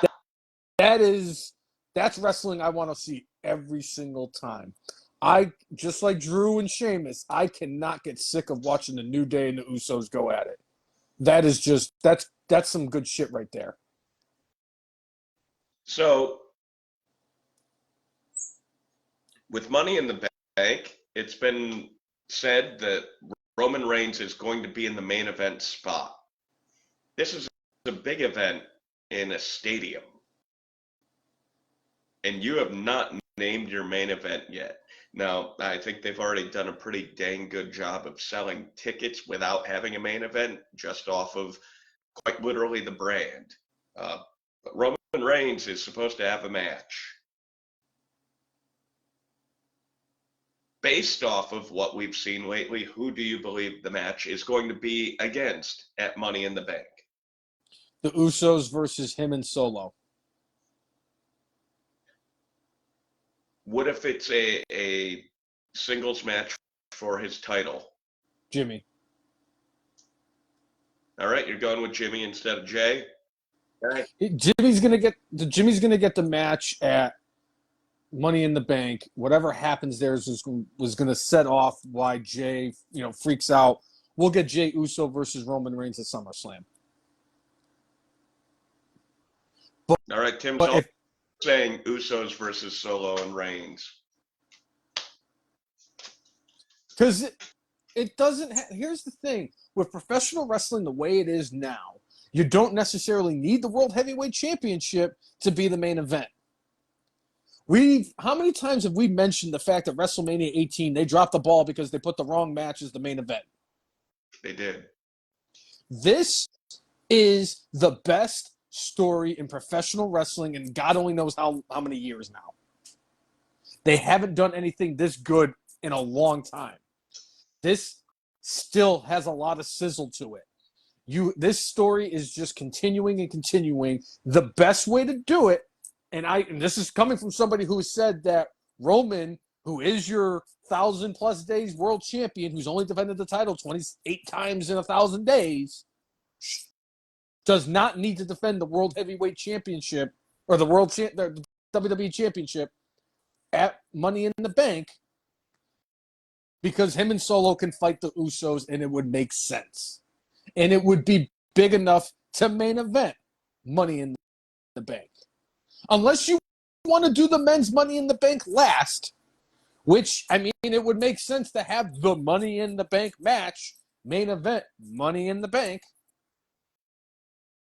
But if they were trying to do some chicanery with the Money in the Bank, kind of like what you're talking, where Finn wins the match against Seth, and then you got LA Knight, yeah, or you get Damian Priest coming out, yeah, and trying to cash in immediately, I mean, that's one way you would book it where, okay, that's not the end of the night. But I'm still convinced that the women's Money in the Bank is going to lead off the show because that typically is the curtain jerker for Money in the Bank, it seems like. And sure. I don't even know if there's even a women's title match at Money in the Bank because I don't think Rhea Ripley has an opponent because her and Dom Dom have been kind of poking the bear that is Cody Rhodes every week. And Asuka's defending her title against Charlotte, who kind of just jumped in and just stole an opportunity last week. Ugh. I can't, Jay. I can't. When she came out, I was like, "Are you fucking kidding me?" We do not. Against Asuka. I mean, it almost feels like Asuka won the title, so Charlotte could win the title and not beat Bianca. That's what it feels like. That's exactly what it feels. That's exactly what I was thinking. I was like, well, Charlotte's the last one that Bianca hasn't gotten over on. She got over on Bayley. She got over on Sasha. And she got over on Becky. Charlotte's the last one. Charlotte is the final boss for the women's division, just like Brock Lesnar is technically the final boss, or Roman Reigns is the final boss. Either one of them could be the final boss for the men's. So if Charlotte wins today, I'm not going to be happy. Clearly, they want Charlotte to beat Rick. She doesn't have to. Reigns. She doesn't have to do it before she turns 40. Then again, I thought she was going to do it before I turned 40. Well, I mean, if she didn't get injured and what have you, she might have. She may have. My thinking is either Charlotte's going over on Asuka so she can set up with her and Bianca. And if that means that Bianca stays a face and they put Charlotte back as a heel, so do it. Fine. As much as I don't want to see Charlotte as a champion, I want to see her as a face less. But I got a weird feeling that Bianca's going to cost Charlotte the match tonight. Okay. Ugh. All right. So another person that, we had a large inkling was injured, and now we got some verification. One Mercedes Moné shared a picture, and there was a big cast on her ankle area, and said something to the effect of 6 days after or something, more or less. It sounds like it's referring to 6 days after surgery. So it sounds like she is going to be out for a little while. So. All the AEW neckbeards are not going to get Mercedes Moné at Forbidden Door. I'm sure she was going to be upset about the booking and walk out on Tony Khan too. Yes. By the way, what has Naomi done in Impact? Anything? Not much. Okay. I as like she every once in a while, like her name pops up like it was when the Young Bucks were popping up as a suggestion on my Twitter for like 2 weeks straight before I tweeted at Elon Musk to stop it. Did. It's like, oh, she's in Impact and she's doing. I'm like, I don't care. I haven't watched her once. I haven't given a crap about what she has done in Impact. She wasn't. I had no ill will towards Naomi, but I didn't really. I could care less what she did in the ring because she wasn't. She just didn't do it for me as a wrestler. She looked too choreographed. And she's doing her little kick. She's going back and forth. I'm like, no. Cornette is turning in his grave if he was dead. I mean, her kicks are like better than Orange Cassidy. Orange Cassidy has actually had the match of the night. In fact, he's had a 5-star match, if I'm not mistaken. I don't think you take all of Naomi's matches in her career and add them up, it equals 5 stars. Yeah? Yeah? Sorry. I'm again, no ill will towards her in any way, shape, or form. I'm not a fan of hers. And her leaving WWE makes her less relevant. All right. Same thing with Snoop Dogg's cousin. Hell, I All didn't even right. know she lost the title when she did. Oh, sorry. Anything else you would like to discuss? I got it. That's all my notes we hit on. Real quick, I did watch the first 2 episodes of Dark Side of the Ring. I was able to find Chris Candido's and I was able to find Magnum TA's. I understand what you were saying. I believe it was last week. It was either last week or the week before, where you said that they were good, but they weren't as good as the earlier seasons of the show. I agree with you. I thought the Chris Candido story was good. I I I got a little choked up seeing all of them, you know, between his brother and the Doctor of Desire, Tom Pritchard, and Cornette, all of them breaking down Lance Storm. I got a little choked up at that part. And man, I feel bad because of the fact that I never liked Chris Candido. Probably because of the fact that he had Sonny with him, and I was a kid and hormones and shit. But man, that was it was. I have a better understanding of Chris Candido, and boy, did I enjoy the Magnum TA one. I really did. Notice that they did a shot of Magnum TA in front of the Hampton Coliseum. Yeah. And it was like, and he was from Norfolk, Virginia, and he worked at a bar in Virginia Beach, and I was like, oh man, I'm like, that's right. I keep forgetting that well, at least we know that Hangman Page is now the third most relevant wrestler from the state of Virginia after Tugboat and Magnum TA. And it was so, and this is how I thought too, when they were telling the story after he bought the Porsche and he was driving home after the show and he was 5 minutes away and he's like, I know the way, da da da da da. And there was that puddle of water and I hydroplaned. I'm like, boy, does that sound like Virginia or what? Mm. And it was North Carolina. Even so. I was like, man, that could have happened in Virginia. I'm like, the freaking water is just crazy down here. But again, I enjoyed them. I've enjoyed pretty much almost every episode of Dark Side of the Ring. Yeah.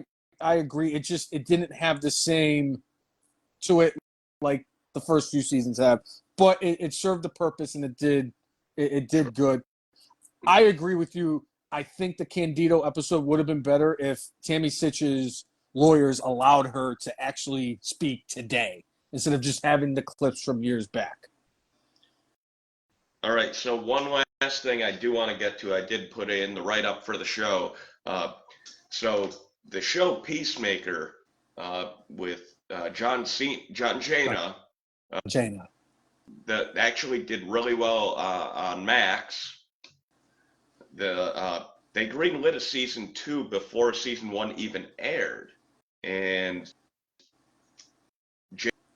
James Gunn, the dude who wrote and directed many of the episodes from season 1, who is now in charge of the entire DC universe, was actually asked about the future of Peacemaker, and his answer was, "I am going to get to it, but I won't do it until after I do my Superman movie."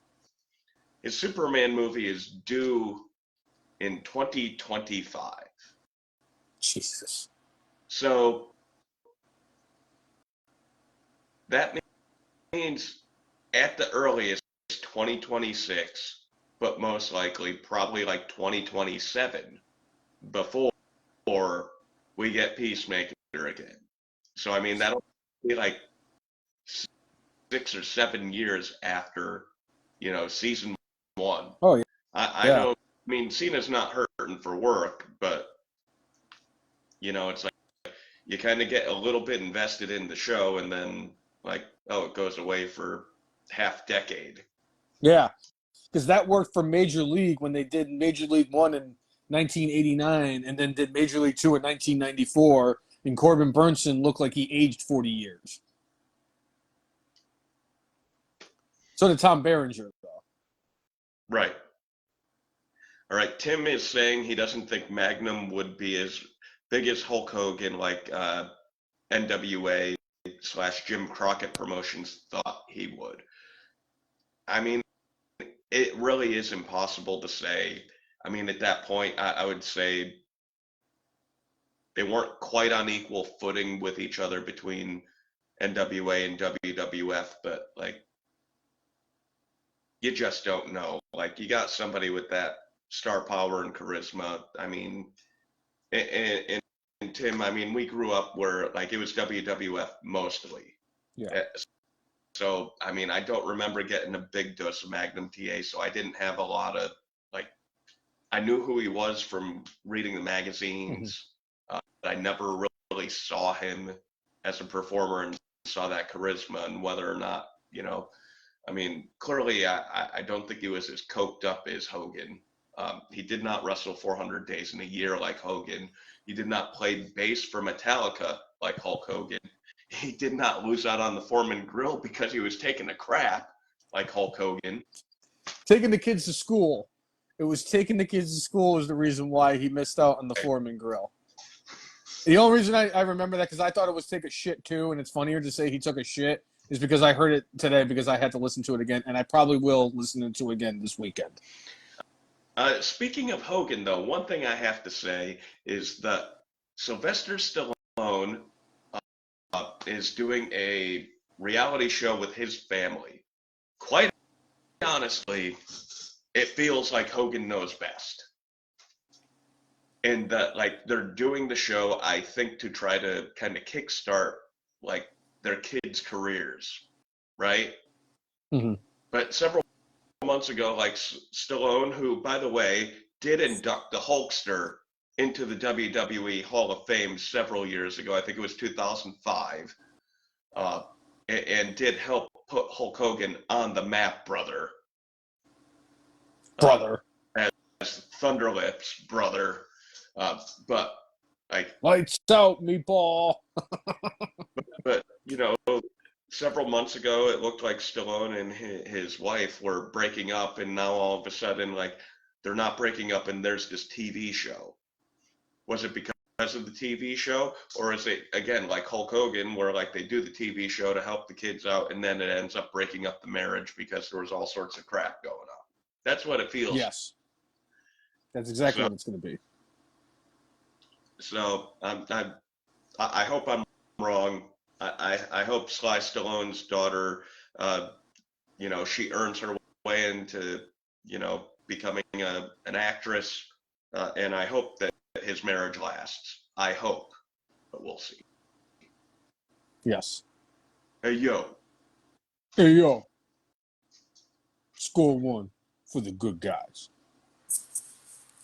All right, brainless one. I think it's about good, bad, and brainless time. I believe you are right, Cousin Jay. And what do you have for your good this week? That there were a few things that, like, there were a lot of good things, but there weren't a ton of things, at least for me, that like really stuck out. But one thing I will say is I'm excited that it sounds pretty certain that Carlito is coming back to WWE. I'd love to see him close out, his time with WWE better than his last actual run with the company, which was garbage. Like at the end, like he just didn't give a crap anymore. And, his matches weren't good, his segments weren't good, but I'm looking forward to seeing Carlito back, and glad he's getting that opportunity. When I see Carlito back in the WWE ring, and it does sound like it's going to happen, I will make that my good for when it happens. I can't do that this week, especially if my hero, my wrestling doppelganger, and a guy that I look up to and is one of my personal favorites, returned from hernia surgery this week on Dynamite as one Edward Bohr gets my good for this week. He's got a problem with your partner. What's his handle? The Mad King. The Mad King 81. He needs to do one thing for me in AEW. And I will watch every single week he's on if he does this one thing. And he has to bust out the Puerto Rico pants just once. Your mom He's is got a waving. pair of pants that it looks. Hi, Mom. All right. What do you got for your bad? I am going with Raka Khan. There were several things that could have gone with the bad this week and the brainless. Uh, and Raka Khan, quite honestly, could have gone with the brainless. And I think I did give her my brainless when the lawsuit came up. But the fact that it got dismissed, it just, brings it back to the surface. And I'm like, get yourself together, lady. I pray the Lord fixes your mind. So Raka Khan gets my bad for this week. Okay. How about you, brainless one? I'm going with AEW's production. This has happened on more than one occasion now, where you're either catching somebody blading themselves or catching somebody throwing a terrible punch or catching somebody talking to an opponent. And it wasn't even just the fact that they caught Moxley talking to a Jackson brother and Hangnail Page, but earlier in the show, Orange Cassidy, in their 8-man tag team match where he teamed up with Sting, Darby Allin, and Keith Lee to go up against the Embassy Moguls or whatever the hell the faction with the manager with no backstory, Brian Cage wearing face paint, and an underutilized Swerve Strickland. But when he hit the Orange Crush punch on Brian Cage before Sting hit him with the Scorpion Death Drop before the match was over, he whiffed, and he whiffed bad. And it ended up on AEW Botches, which is we do follow on our shared Instagram page. Please, please, please, when you get a chance, check it out. But again, another bad example of the production quality of AEW for catching something like that. Yeah. What is your brainless? BJ Whitmer.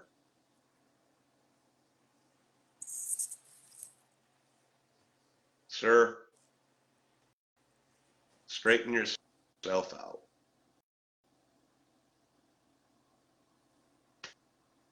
Pray to the man upstairs to fix your brain.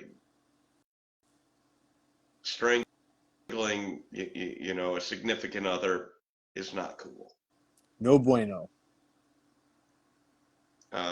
Breaking into a place that's not yours to take stuff. No bueno. BJ Whitmer, you get my brainless this week. I would love to agree with you, Cousin Jay. I really would. But somebody else has actually garnered my brainless. And the fact that I'm actually giving this person anyone of good, bad, and brainless. And I think this is the first time that I've actually mentioned this person at this portion of the podcast since we implemented the good, bad, and brainless. Okay. And that is one Ryback. I cannot believe my favorite squash match wrestler of all time, the Ryback, is getting my brainless because he's been going out on social media and sounding like the crazy lunatic that stands at the stands under the bridge and throws rocks at cars and screams at them. The fact that he's still coming out here and saying that Vince McMahon is the reason why he has been restricted on Instagram, restricted on Twitter and Facebook. He had to fight them. They've been trying to keep him down. The fact that there's pages that have less followers who get more, whatever the viewings that, right. the traction that he could be getting. And the fact that he's still blaming Vince McMahon and WWE and he's pandering for this match against Goldberg, pandering to Tony Khan. He's tagging Elon Musk. You need to fix this. Bruh. You were posting polls and asking people what they wanted you to do with your career going forward, and they told you to stay retired.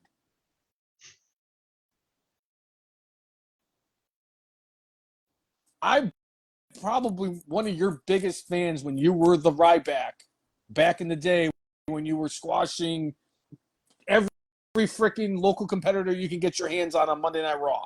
It was my favorite part of the. I stayed up most weeks just to watch you squash somebody. But, sir, you sound like a raving lunatic, and you need help. So, Ryback, feed me more. You got my brainless. Yeah. So, if you like what you've seen, whether you are a first-time fan or a continuous follower, make sure you like us on Facebook, follow us on Twitter, follow us on Instagram, and subscribe to us on YouTube at the letter T, the letter H, the letter E, the letter F, the letter N, MARKS. Got to make sure that Bristol Eastern Education works well. And if you like, follow, and subscribe to us, we will do the same back.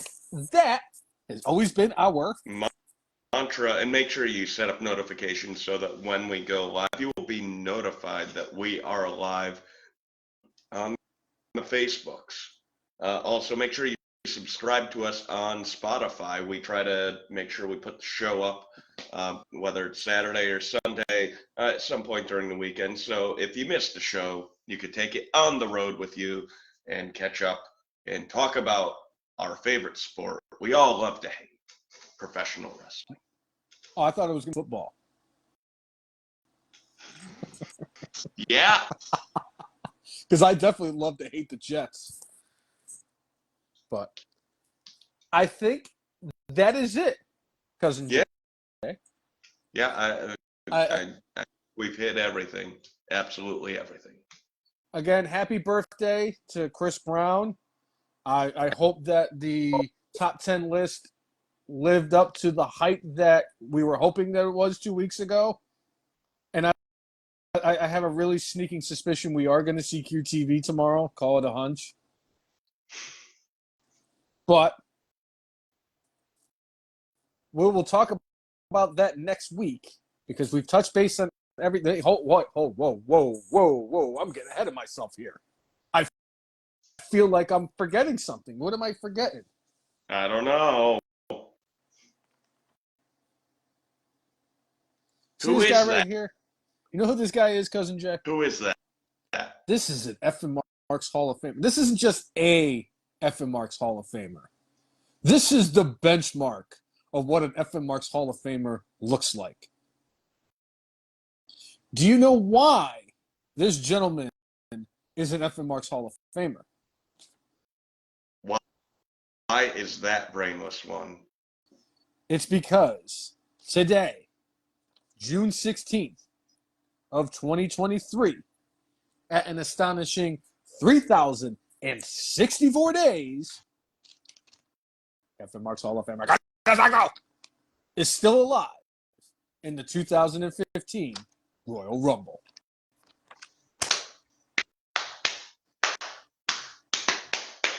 Oh, Eric Rowan.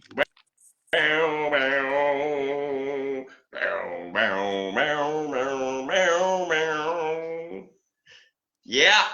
So for episode 317 of everyone's favorite wrestling podcast, the F.M. Marks. I'm Jay. He is brainless. In the what am I, 47? And I am future 47th president of the United States, the brainless one. Make sure you mark out with your Glock out. See everybody. We will catch you next week. Yeah. Yeah. Enjoy Collision tomorrow, everyone. Yeah. All right. See you, brainless one. Later, Cousin Jay. Yeah. Yeah.